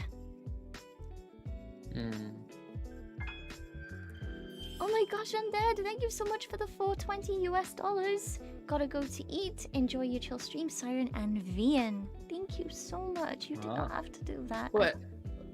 Why would the emphasis on my name and Vian? It's just the way I speak. Oh, okay, fair enough. It's just the way I speak. I was just reading it out. Darn it. No worries. Bye, Undead. And thank you, Siren, for reading that. You're welcome, Vian. Also, take care, Splattertat. It was good seeing you. It was very good seeing you. Wait, did anybody in chat actually, like, any of my mods actually help me out and put in socials for Undead? None of them. Great. They're so vibed right now that they're like, I can't be bothered. I'm so sorry. That is literally what my streams become. I would be like sat there at a moment, I'm like, wait, are any of my mods actually here? If there was a moment where I need their help and they're not, and then I'm just like, okay. Even on my end, I understand. They all have it like, you all have it minimized right now. You're just listening to us old people ramble. Oh, I'm old. You're like half old. You just listen to us ramble about whatever we want. And you're doing whatever you want, I guess. I don't know what they're doing. They're probably doing different things.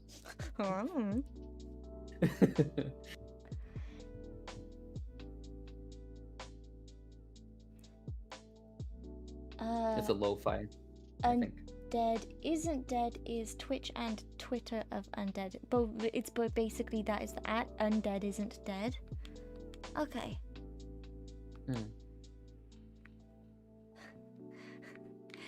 Thank you for the help. Wait, who is it that said that again? Eloy? Did I get it right? I don't like butchering people's names, I'm sorry. And then cue them saying, oh, you can just call me Paul or something. And you're like, I will not. I will keep forgetting. At least I would. They're just like, please. Eloy was the name of my father. Call me Loy. Oh, wait, what? There's a joke in there. There's a pun in there. No, it's just like a meme of just like, I probably butchered the wording, but it's something along the lines of like, please, name was the name of my father. Simply call me name. Like, oh, something like that. Oh. It's... And if you don't, Papa won't kiss you. Papa no kiss you. No. No kisses for you. Gosh, Joshua Weissman's videos are they're great.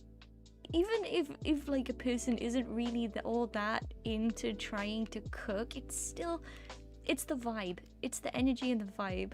It just brings smile and laughs. It's good. I recommend it a lot. I like this one channel that said something recently that when you're trying to make like your own versions of content, they were like, and you can't think of any ideas, just steal, just steal other people's ideas, and then they comfort that to say, well, but like don't feel guilty for stealing because you can't copy anyone else because they're gonna have their own like personal flair to it, so you won't be able to do what they do, but you will be able to like do your own version of it. It's like a good example. It's not necessarily stealing or copying, but a good example, because obviously I am trying to become like, of course I am a Splattuber, but I'm also trying to be a bit of a Sky tuber as well, trying to make edited Sky content. My first ever video that I put out recently was me covering a news article on their website about the charity event that's coming at the end of this month for Earth Day, which is a charity event. Last year, they managed to, with a cosmetic they were selling, proceeds going to charity, they managed to plant over 40,000 trees with one tree planted, because like that charity is like $1 equals one tree planted. But this year it's focusing on the oceans. Lots of SkyTubers have already made videos explaining that. I did the same, but the way I explained it was a little bit differently because I gave context towards last year's Days of Nature event. I discussed the achievements that event brought, and then I also, for the actual things that the event entails, I basically made it beginner friendly by explaining like, oh yeah, you're gonna need this to do this, and if you need to know what this looks like, this is what it looks like. Like I tried to like add that little extra flair in there as well to help make it beginner friendly. Which, like I did say, like if people just want to simply just cover a new like a blog post, that's cool. But just I wanted to make it a little bit different. That's such a good cause though, helping the oceans.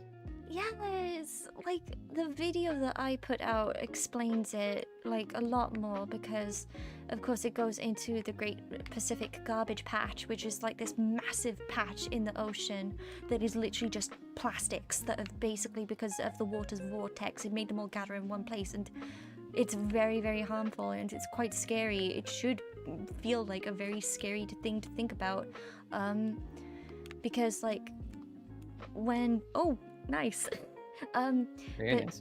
basically all of the plastics that are in the ocean, it's obviously it can't naturally just decompose it, but it is breaking down into very tiny plastics, which through seafood can make its way into our food chain. And if those tiny plastics somehow was consumed by a person, it could mess your health system all up. It could make hormone system just go nuts and all sorts. And it's like, while we still have the chance to do it, any way that anybody can help to try to help the people that are trying to clean the oceans, if there's any way that people can try to help, then please do try. And that is why I was so excited about this event, because it is a charity fundraising event.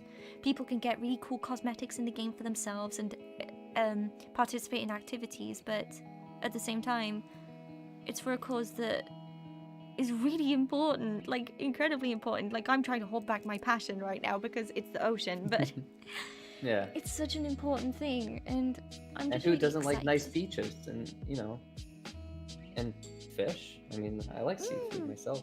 Maybe some people don't, but we gotta keep the fish safe. Exactly. I always used to think that eating fish wouldn't be so bad, but now I'm starting to think like, oh yeah, some of them have a hard time. Some fish could be going extinct and stuff like that. I heard someone saying that recently, that they were like, oh yeah, my whole diet, I'll just eat fish because that's a little bit, oh, there's some lag, better for the environment instead of eating other things. But then they corrected themselves. They're like, actually, I'm starting to realize maybe not. Oh, bless Sorry you. about that. Thank you. The tiniest sneeze in history. I have a tiny sneeze. No, that's fair. At least it's not one of those, oh, I'm gonna sneeze. the anticipation, and then it's just, and you're like, what was that? Did anything like? Did that feel good? You just imploded your sneeze. I'm And they're sorry. like, yeah, that's what they say. They're like, I'm sorry, I sneezed. Oh, it's coming again. And you're like, what? Oh Let it out. no. I'm just imagining somebody is just like, I'm gonna sneeze. Ah, ah, Yeah. ah. Yes. Make me laugh as much as it is, but it is. Or hiccups, when people have like, there's different kinds of hiccups. You have the, the typical like, that kind of thing. But then you have people that sound like a parrot. So like, ah! You're like, what the hell? Yeah, like turn Super Saiyan with your hiccups. What? Or people that have like a really loud. Oh yeah. Oh, that's me. That's 100%. When I gotta sneeze, I let the whole neighborhood know. You're all gonna know that I sneeze, and you're gonna like it. Yeah, exactly. You're just asserting sneeze dominance. I'm the only one that sneezes right now. And then it's just me. I'm just like a little. Like, discreet. Don't want anyone to know. It's the worst when you're like, you don't want to sneeze in front of someone for whatever various reasons, but you know it's coming, and then you're like, oh god. And then it kind of goes away, and then you're like, I don't like this false sense of security. I know you're there. You're ready to make the loudest, most annoying, and then you sneeze, and you're like, that's where it was. Oh my. You just made me think of something. Now, this is gonna be very relatable. Now this is probably gonna bring school flashbacks for people, but like when you have like school assemblies where like they have like all the classes come together in a hall for like assembly stuff that they do, when you're sat quietly in the assembly, but then you have to cough and you are holding back your cough. Oh yeah. And So it's you're like, itching and your eyes are watering and you're still trying hate that. so hard to not cough. It's the oh, worst. CHA man is identifying with that. Oh no. He's just like, Yeah. school? No. You only have to say school. No. Oh no.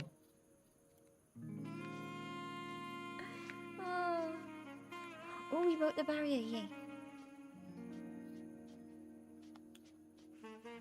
A disconnect. They might have a hard time. They're gonna have to do like a triple ball situation. Oh dear.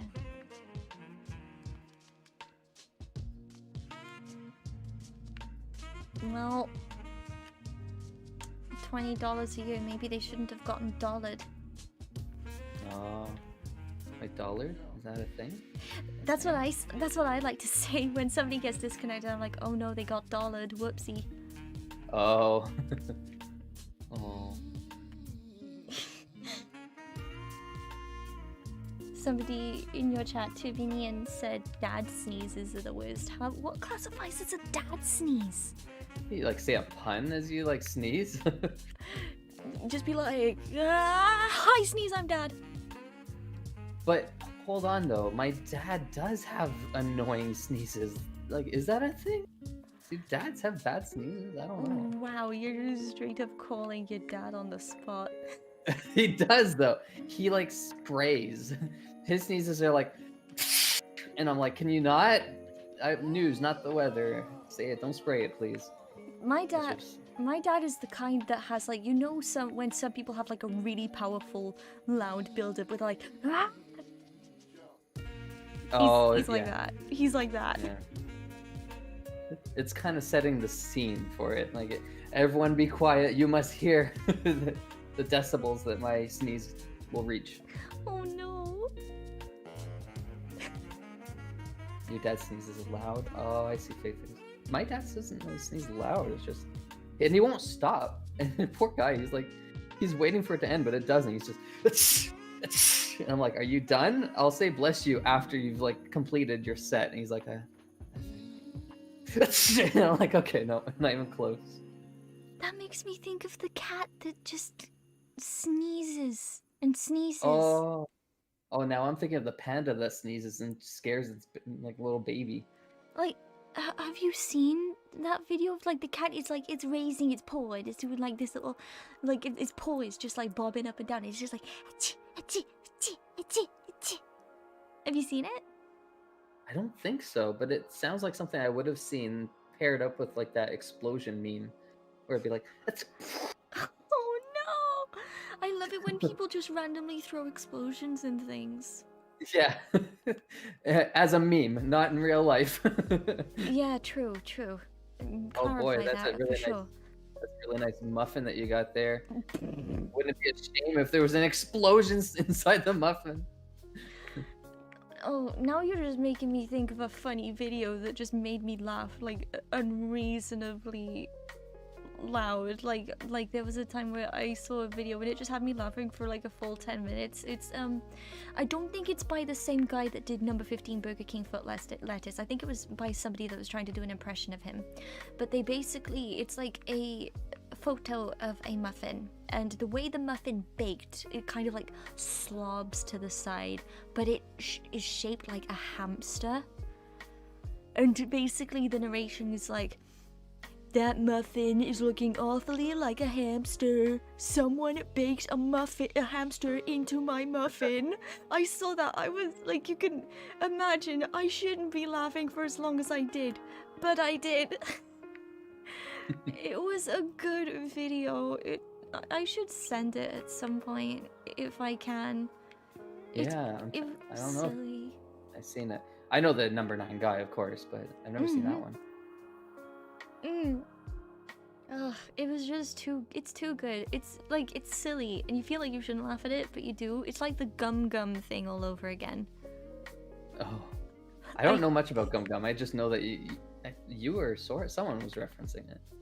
Yeah. Yeah, like it was sent to you, and then you watched it and you started laughing at it, and I was just in the chat talking about how it made me laugh and how I felt like it shouldn't have made me laugh as much as it does, and you was agreeing with me. And then my birthday happened, and yours and my Quiplash answers were appearing for like a specific prompt, and I used it, and I apparently won, and you was just there happily taking the L. And then we just started whispering gum gum in the stream. I don't know why. Just doubling up a word. VV, gum gum, I don't know, just it makes things more enjoyable for some reason. Oh, using my nickname for you as an example. I'm so honored. Thank you. I drew the comparison. I'm honored. Thank you. Yeah. You'd be Sai. You said that once. Yeah, it didn't really stick, I guess. It could be Sai Sai, or it could be Ren Ren. Because Ren is a name. True. But I want to do the first bit because you did the first bit. Vivi and Sai Sai. Sir also kind of works too, though. Sir. It's one syllable. You did that on my first ever stream. Sir? Oh. Yeah, that sounds like something I do. You just sat here like, how far does this guy's memory go? Yeah, you remember everything. It's talent. I just like to commit important memories to my memory database. Because I deem them as special. You would like a video. I didn't watch it, but the title or the thumbnail, there's this person saying autism is my superpower. And I'm like, let's go. Like, you're comfortable with yourself. There's like a lot of people that I've seen online that like do amazing artworks and stuff like that, and you're like, how did you even have the focus to do that? And then they come out to say, yeah, I have autism. And it's interesting to see what they can accomplish. The thing that I was so interested in is that there is this theory that is going around that autistic people are the next level of human evolution. Could be. Why think it's not? Until you can prove it's not, it might be. The only thing that just sucks is the fact that the world that we're living in is kind of, in a lot of ways, even though they say that they're trying to help us in some ways, it's just not friendly towards us. It's not really helping us. It just sucks, but I just hope that eventually it can be more friendly towards us, like all these nasty organizations that treat us like we are something that needs to be fixed.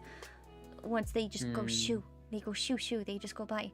and just people learn to accept us instead of be aware of us, I feel like it'll be a better place. Maybe people like to draw comparisons to themselves a little bit more than they like a hero, I guess. Mhm. The world's not ready for a hero. Mhm.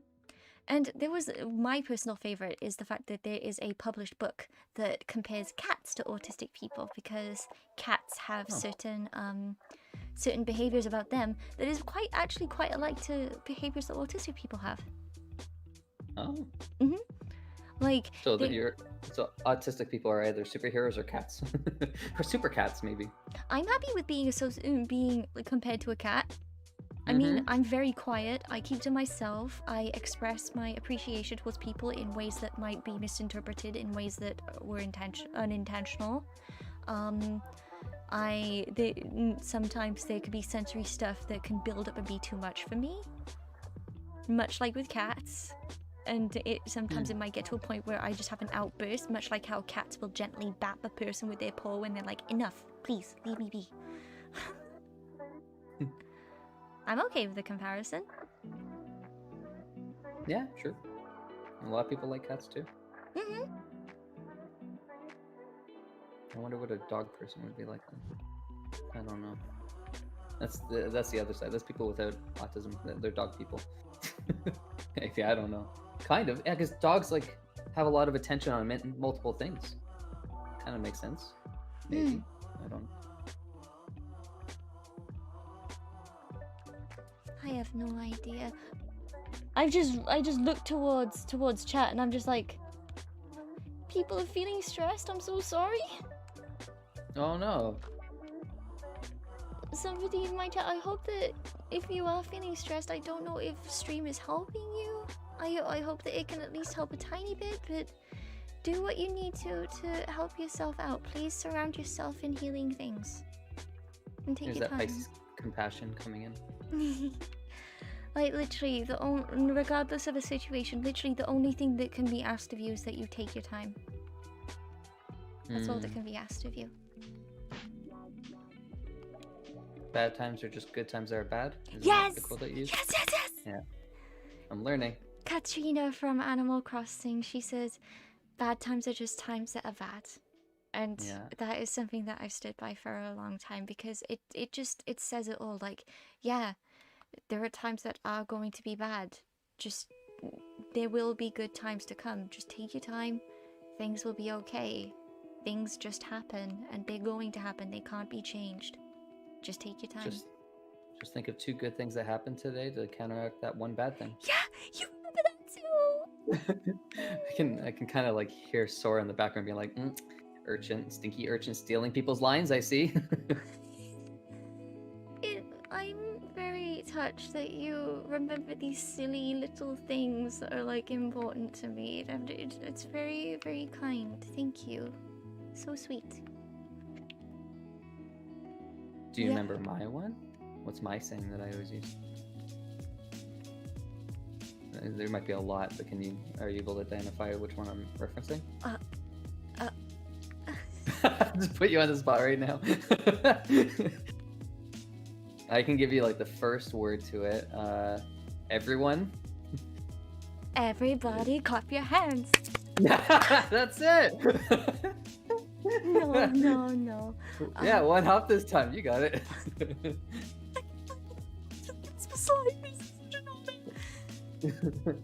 No, but seriously, there's a couple of things that you say a lot, and I'm just my brain just immediately goes to no for sure. No, for sure. Yeah, no, for sure. But I say that too, which is a thing that bugs me. Oh, true. I say true a lot recently, apparently. Allegedly. Same, but I think I more say truly instead of just straight up true.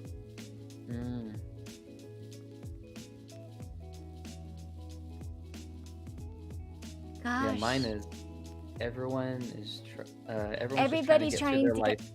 Yeah, like that. I didn't think about that one. I thought you was thinking of a catchphrase rather than like a coping saying.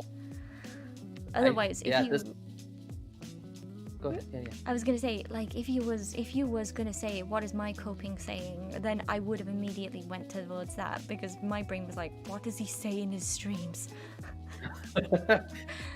But yeah, it's everybody's trying their best, they're trying to get through life the best way they know how. Yeah, everyone's just trying to get through their life the best way they know how. Mm-hmm. If there's anything that's gonna be written on my tombstone, I feel like I would like that written on it. Because I don't know, for some reason I really like that saying. I like But that. you know what? I think we can change it up and make it one hop this time on my tombstone. Slide to the left.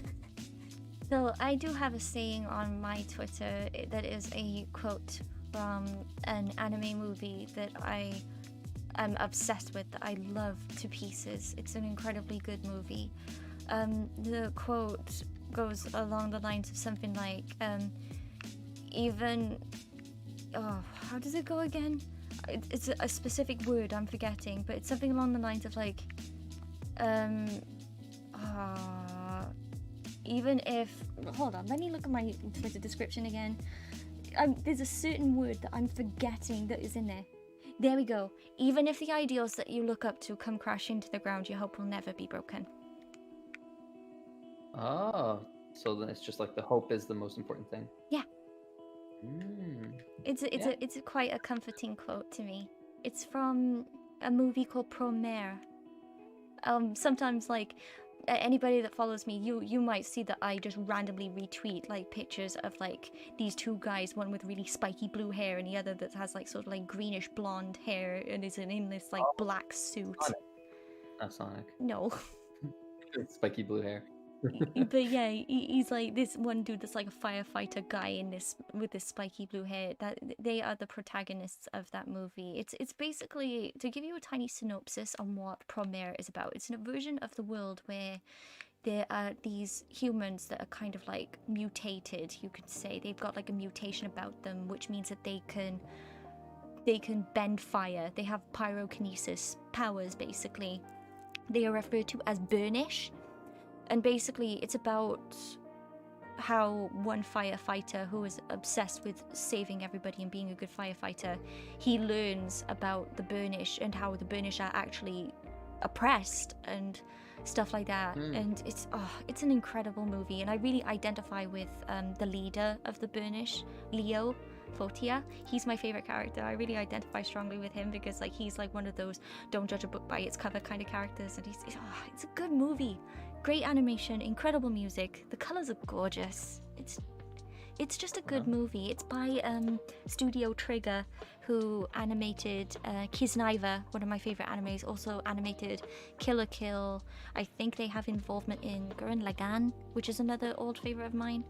But yeah, Promare is a special movie. I like it a lot. Oh, this sounds like something my best friend would really like, because he likes Gurren Lagann, he likes Kill la Kill. He loves those like high energy, like just really over the top battles and fights and stuff like that. Yeah. Like it's definitely a little bit, it's not, I wouldn't say it's like the most in your face, but it's definitely wow factor. The animation is really, really good. I love it a lot. It looks great. And also the main character, Gallo, he's a himbo and I like him. The dreaded himbo, I see. Yeah. What were you gonna say? Oh, I've been like the past couple days thinking, because I'm gonna stop doing the daily streams, like, what should I do with my time aside from like work, but like what should I do just for me time?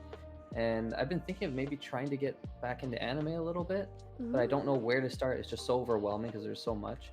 One that kind of popped up just because I have Netflix, because my family has it and they share it with me, and that's just like the easier way instead of like finding a website or something like that. I was thinking of getting into either My Hero or Full Metal Alchemist, because those seem to be like the two top that people always reference. Everyone says Brotherhood is the one I have to do, like don't bother doing the other one maybe, but I feel like I want the context. I want to like, anyways, so like the mistake that I made yesterday was I ended up watching the live film. I didn't even finish it, but I watched a live film of Full Metal, but it still at least gave me some context of what's going on. That makes sense. I could have sworn I could have remembered you saying something about seeing at least a little bit of Full Metal somewhere along the lines, like a long time ago. I don't know if it was you that said it, but I swear I remember you saying something about it. But yeah, Yeah, if you little. if you want that context, then absolutely go for it. It's like sometimes like there were some anime titles where like an old version of the anime title, depending on whether it is better than a new version or vice versa, sometimes you want to like have that appreciation of the history of that title. So yeah, Mm, even though people say watch this one, it's the better one, sometimes watching all of it can help you have that appreciation for it. true. Hmm. I feel like movies are a little bit easier for me. I ended up watching like because Naruto, I that's a great anime, and I want to watch it, like get caught up in it, because now I don't know half the characters. I don't know who people are. Um, but I feel like movies are a little bit more easier for me. Like just a 2 hour or 1 hour kind of session is easier than me getting caught up into like 20, 30, 40 minute episodes, because then I start binging and I start getting addicted, and then I start feeling like I'm spending too much time on anime. Mm-hmm. I But understand yeah, that. I watched like a Naruto, one of the Naruto movies. It's like 2007, so old at this point, but it's still good. I liked it. I loved Naruto. Like I was playing the Ultimate Ninja Storm games as well. Oh yeah, I yeah. loved That's the those. 3D ones, right? Not the 2D. Yeah, they're like the 3D arena fighter type games. I like the 3D. I also played the 2D one that was on like PlayStation 2 with my friend a lot, but the 3D one's really fun. I haven't played the newer ones, but yeah, I think I like that more than the Dragon Ball versions, Yeah. I guess, of fighting games. But yeah, I'm just trying to see. Like, I think I can remember you saying about like playing Naruto, Ultimate Ninja Storm. I don't know. I think you said you did play it, but you just could not remember which character it was that you liked fighting as. You said you liked fighting as a fast character. Oh yeah. I think I like Sasuke in the Storm series, but I didn't like how his like powered up form or whatever was that like demon thing that he ends up turning into, like with the wings and all that. It didn't really, it didn't click with me. But when he was just in his like normal kind of clothes and stuff like that, it was really fun. So I would never like turn into his stronger form. I like how this is just me being silly, but I like the fact that the character that you like fighting as is the black-haired character. The character I like fighting as is a red-haired character, and like Oh, we kind of are. that's not my in... hair. That's my character. Yeah. The character that I always played as was my favorite Naruto character, which is Sasori from the Akatsuki. Oh, I think I remember them. He Kind of. he Sasori of the Red Sand. He was the member of the Akatsuki who was able to create puppets out of people, and he basically used them in battle, using specific techniques, and he became known as Sasori of the Red Sand because before he went rogue, he fought in a ninja war, and he managed to basically kill like an amount of people in like a little time, and basically red sand, of course, blood and stuff like that.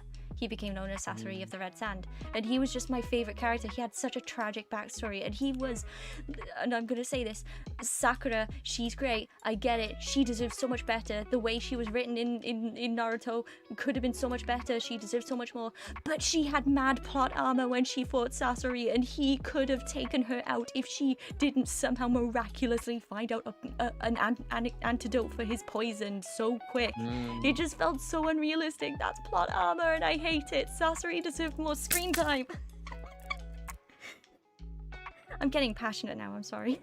I think I kind of remember, but then it started making me think of the movie that I watched where it was like this like surgeon doctor thing. I didn't like it. He had a really creepy. He like opened himself so that he could take a soul into him or something. I think that was Naruto that I watched. Yeah. Puppets doesn't sound so bad. Puppets is okay. I know that Sasori actually turned himself into a puppet. Like a living puppet. Oh, Like, okay, because that sounds familiar. because the way to truly end his life, like he had what is basically like this sort of this fleshy quote unquote core that was basically lodged into his puppet body that had his name kind of like just painted on the edge of it. That was basically his quote unquote heart. And what basically ended his life was basically a sword was basically pierced through that. And that was how he basically ceased to exist afterwards. Yeah, he just did all this stuff to turn himself into a puppet so that he could be eternal, so that he would never die, because he believes that art is eternal. And then you've got his partner, Deidara, that goes with him on quests, is the other way around. He's like, art is an explosion, it lasts only for a fleeting moment. You've got like this like really chaotic dude, and then you've got like this more orderly guy that's like, no, art is eternal, it must last forever. It's so funny. Both I are love really the interesting. dynamic.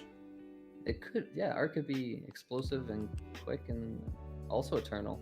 Mm-hmm. I just love dynamics like that. It's too good. The contrasting polar opposites, yeah. Mm-hmm. It's funny. It's more Yeah. amusing that way.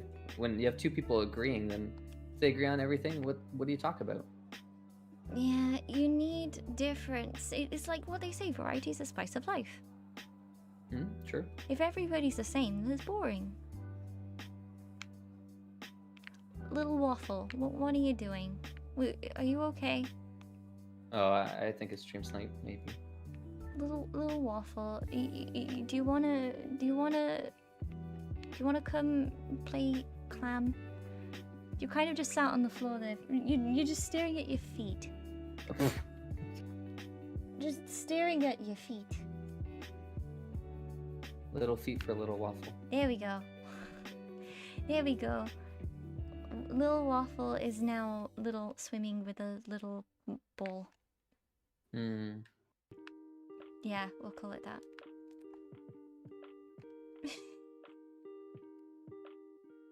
Though, on the talk of getting into anime titles, there is one that I want to get into that I have seen, and the concept of it sounds hilarious. I can't remember the name of it, but basically the basis of it, it's like a slice of life anime about a married man who takes on the sort of housewife role to his wife who is working. She's the one that's the bread bringer, the breadwinner, if you will. But he is an ex-Yakuza boss. So it's basically an ex-Yakuza boss that becomes a house husband. Oh my god. And it's basically how he's trying to basically go through normal life as a house husband. And just the concept of it sounds so funny. So funny. And just, I really want to try to get into it. Quite the change in career for him. Poor guy. It sounds like an incredible concept. It looks great. I actually retweeted something earlier on today that has screenshots from that anime of like the wife. She's like on the floor. She's like, "Ugh, it was another tiring late night," and he's just there squatting, hands on knees, like, "Congratulations on another hard day of work." I quote retweeted that, and I was like, "That's my live chat when I finish a late night live stream."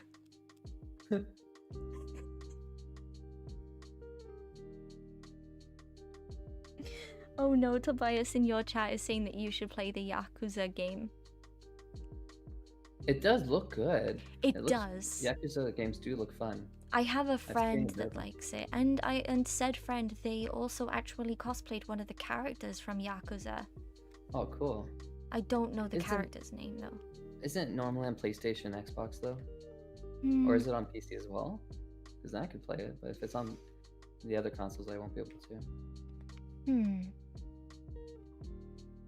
Maybe somebody in chat might be able to confirm. Maybe. Is Vian streaming on Twitch? Yes, VV is streaming on Twitch. I'm live. Same name, twitch.tv/Viantastic. I'm doing daily streams for 3 more days Three until more Thursday. whole days, and then he is going back to just whenever he wants to stream on Twitch. Yep. Look at you go, daily grind. Although I'm wondering if I'm gonna like take a week off and then that's it, and I'll be like, actually, back to daily. Kind of liked it. I might miss it. Because it's like waking up, and you're like metaphorically letting your friends in to hang out on comfy cushions on the floor watching you play a game. Yeah. Now there's no cushions. The door's shut. You're all gonna be left at the door. You can't come in. Knock knock. Who's there? No one. No, Me. not live today. Me. Nope. Hi. I'm currently But I am. here. I am excited about starting on YouTube again. That's gonna be a weird feeling. I'm more excited to get to the videos though. I miss editing. VV content is good content. It makes me happy and it's fun. Yeah. Same with Siren content. Yeah, because I'm slowly starting to get motivation back and into doing that now that the 2020 toll is slowly shaking off of me. I've noticed other creators too are like, there's more of a positive aura around them, but and just people in general. But I'm sensitive to tweet something like, "Hey, the world's feeling a little bit better," or is it just me? Because then someone's gonna be like, you bad word person. How could you? I'm going through such a struggle right now. And I'm like, all right, no, never mind. Maybe too soon. You too? Mood? I promise you, I am listening. I promise you. Okay. I heavily agree. I am so happy to see a positive aura. But I was looking at who is in our lobby, and I'm so happy to see who is on our team. Can somebody on Twitch please click that, please? Fat Ken and who's the other one? Fat Barbie. It's Barbie and Ken, but fat. I want what they have. Oh, good on them. Please, for my own stupid humor, can somebody please clip that? Please. Oh, I like him. Fat Bobby and Fat Ken are doing better than Lil Waffle. I love them. Body positivity. It doesn't matter what shape a person is. They deserve all kinds of validation. As long as they're trying to take care of themselves, that's all that matters. Body positivity or Barbie positivity? Kind of rhymes. It could be. And then I'm thinking of like the Barbie song, but like it's like, I'm a chunky girl in a chunky world. And I don't know. Someone could spin off of that. life in fat stick. No, that just sounds like me when I haven't been working out much. Stop. More Viantastic for everyone. You're valid regardless of your shape. Oh, You're I so wonder if my validity increases with my mass, I guess. It's just more of you to validate. Sure, yeah, I'll take it. I'm being honest here. I hope you realize that. I'm just trying to be supportive and nice because I am all for giving body positivity regardless of a person's shape, because I'm tired of people. Because like a person could say, I'm fat, and they're probably not even trying to be negative. They're just simply stating a fact, like that is their shape. And there'll people be like, no you're not, no you're not. It's just like, because they're doing more damage than good. Even though their intent was right, they're kind of normalizing fat being bad.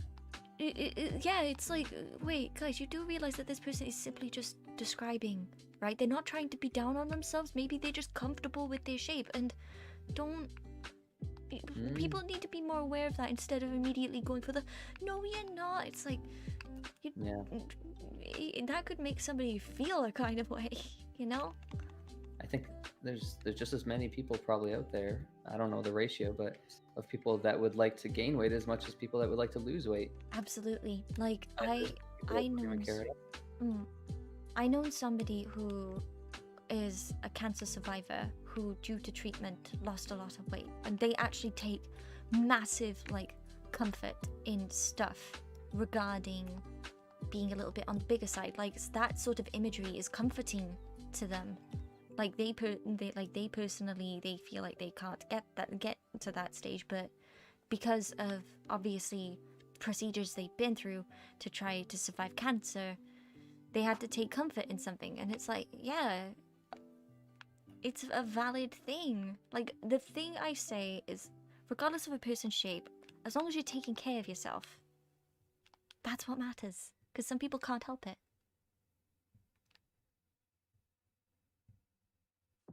Happiness and healthiness. That's the importance. Exactly.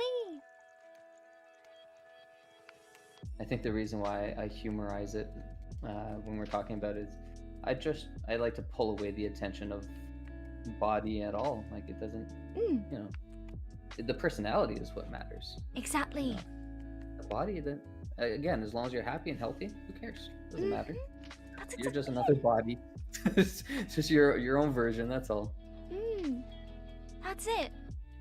And like the other day, I saw that there was a post going around. It was really popping off about like male models that are more on they're like plus size models, and they're like much their shape is on the bigger side.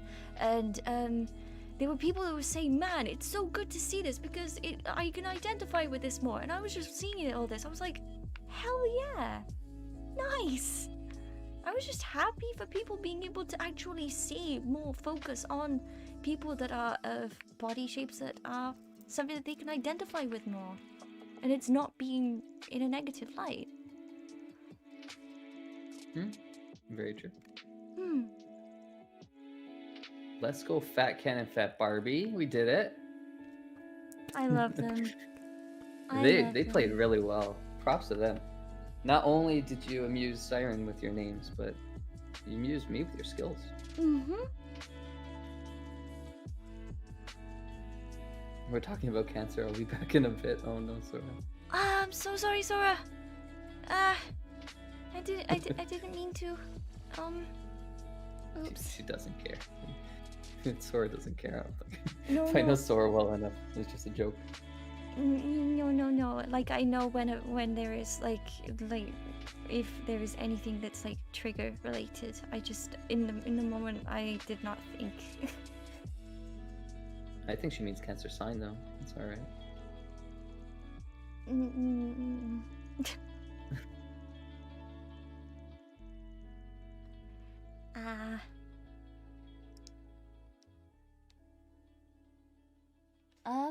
Hold on. Somebody in my chat was like, "Do you all know Little Big Planet?" I love Little Big Planet. It's cute. Debating smile. You want to ask either Vian or Siren about a medical condition you want, or would that seem awkward? I think there's not much context for me to tell you if it's awkward or not, but me personally, I'm a transparent person. I don't really care. You can say whatever, but I don't know. Maybe Siren will find it awkward. You won't know until you try. It depends. Yeah. There's not much context there. It's hard to say. Medical condition can be anything.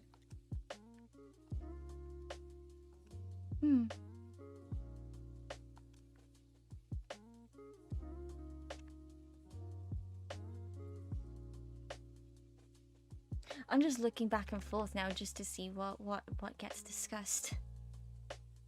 Yeah. The curiosity. Because I know that I'm not exactly, even though in photos I definitely look like nothing is wrong with me. I definitely, like, under all of the like what looks okay, there is definitely stuff that isn't okay. I'm just very good at hiding it. This roller. What did they do? I was just like watching. They were on the bridge trying to flick me with the roller, and I just kept going back and forth until they ran out of ink, and they're still trying. They're like, good, I can't kill him. Somebody clip that for Vivi. Yeah, sure. CG Man's like, that was mean. Oh no. These poor baby. I know the league power I'm in right now, so I'm just having fun with them, I guess. Mm-hmm. Uh, They did. No. They jumped off the map. They don't like it. Oh, I'm so sorry. yo, this person, I can't pronounce your name because it is a Japanese character, I think. But are you okay? You're looking down at your feet. Oh yeah. Shoot, what happened? You have nice shoes, Those but are nice. They're shiny. come on now, come on. Do you need a little help? Do you need nuzzles? Nuzzle. Come on. They need head pats. Come on. Hey, brother. I love doing that in Splatoon with friends. Doing Yeah. like a little nuzzle. I think the one thing you may love more to do with your friends in Splatoon is that like beginning look at them at spawn thing. Yeah, You'll always do it like clockwork. I always do it. Yeah. I haven't done it once this stream. I need to do it. Hold on. Oh. Maybe that was my way of getting you to do it.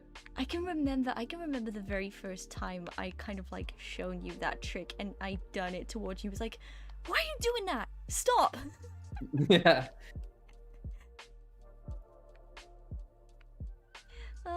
It's so funny to do, and it's funny to see all the different reactions to it. Like, it was like, why are you doing that? Stop it!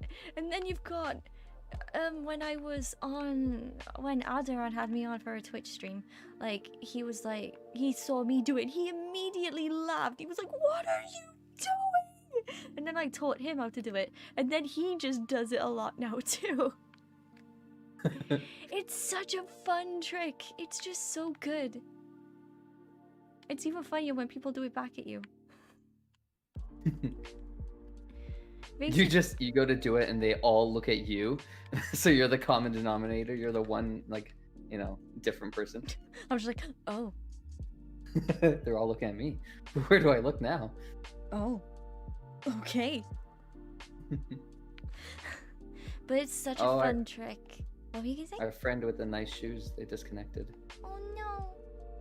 Due to inactivity. Heck. Me after, like, when I'm vibing too hard, I disconnect due to inactivity. That was me during... Which stream of yours was it recently? I think it was the one before yesterday. I think? Was it? Or did I actually fall asleep during your stream yesterday? Like, right towards the very end? No, it was the day before. It was the day before yesterday. I was there to the end because you ended earlier. It was towards the end of the Sea of Thieves stream. I was trying so hard not to fall asleep, but I did.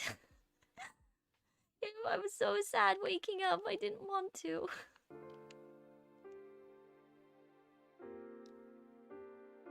I am the... Oh. No, not Piper. Not the roller. No, I don't want Piper. No, us winning was a pipe dream all along. We did have a disconnect though. That was a funny match. How much longer did you want to go for? As long as you want to. If you wish to catch a walk and some sun, then it's up to you. Yeah, it's such a nice day. I think I might want to end in...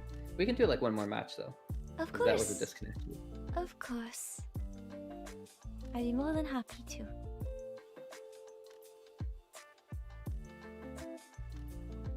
Speaking of Alderon, you hope he's doing well? I hope the Alderon friend is doing well.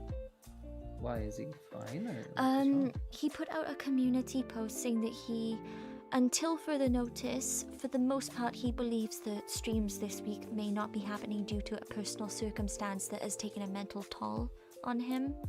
That's what he put out on his community tab and in his announcement channel in his Discord. Wait, sorry, I was looking at try.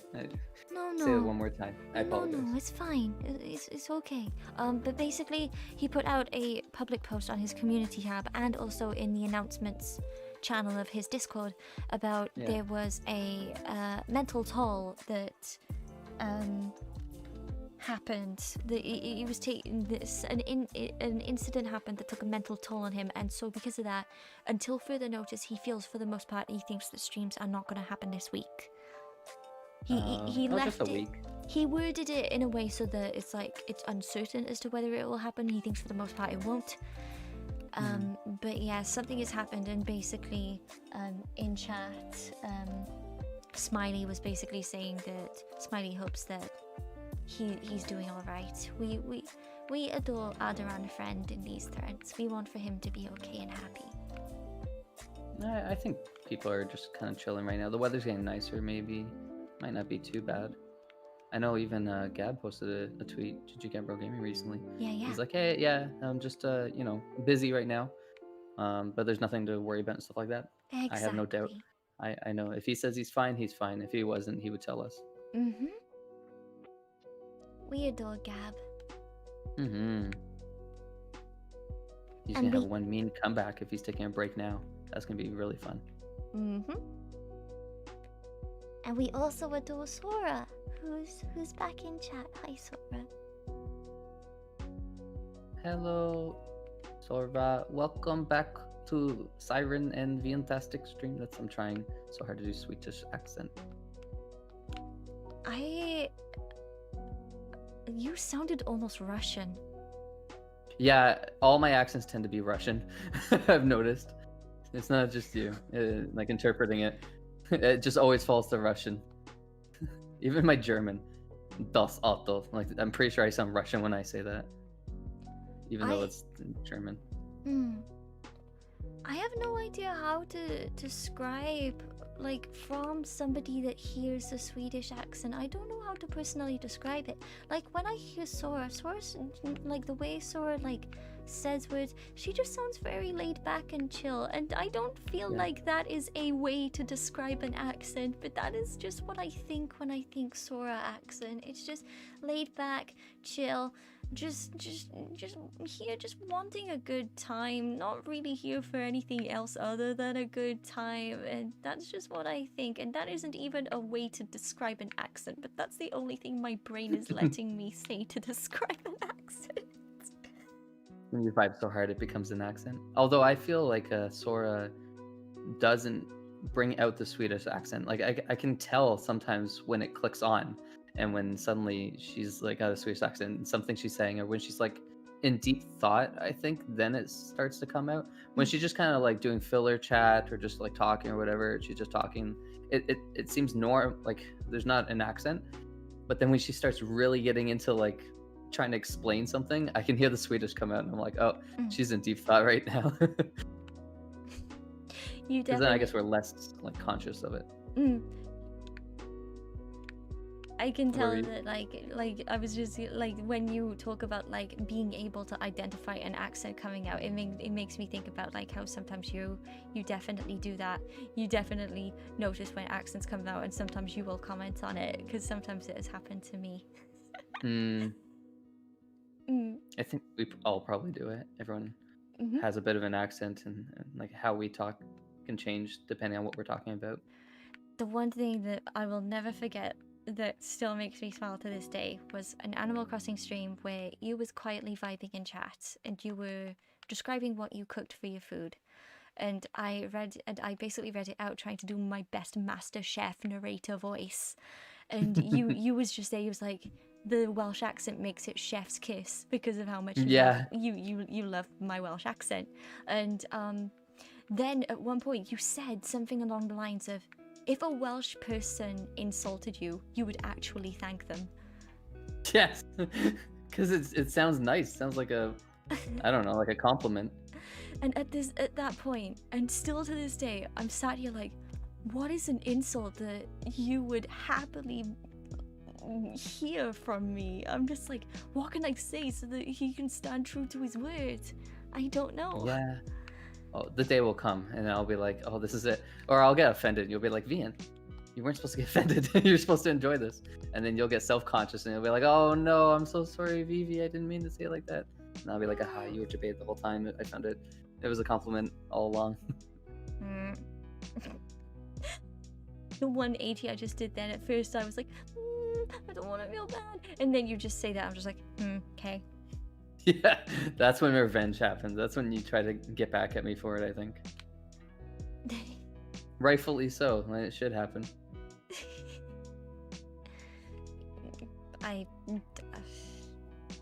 Words, insults, me not knowing what to say without potentially actually treading on a sensitive nerve. Oh, I'm so offended that you would even think of offending me, SMH. I don't want to. No, you haven't. Yay. Nice. Yay. That's new personal best. 1588. We'll take it. It's fine.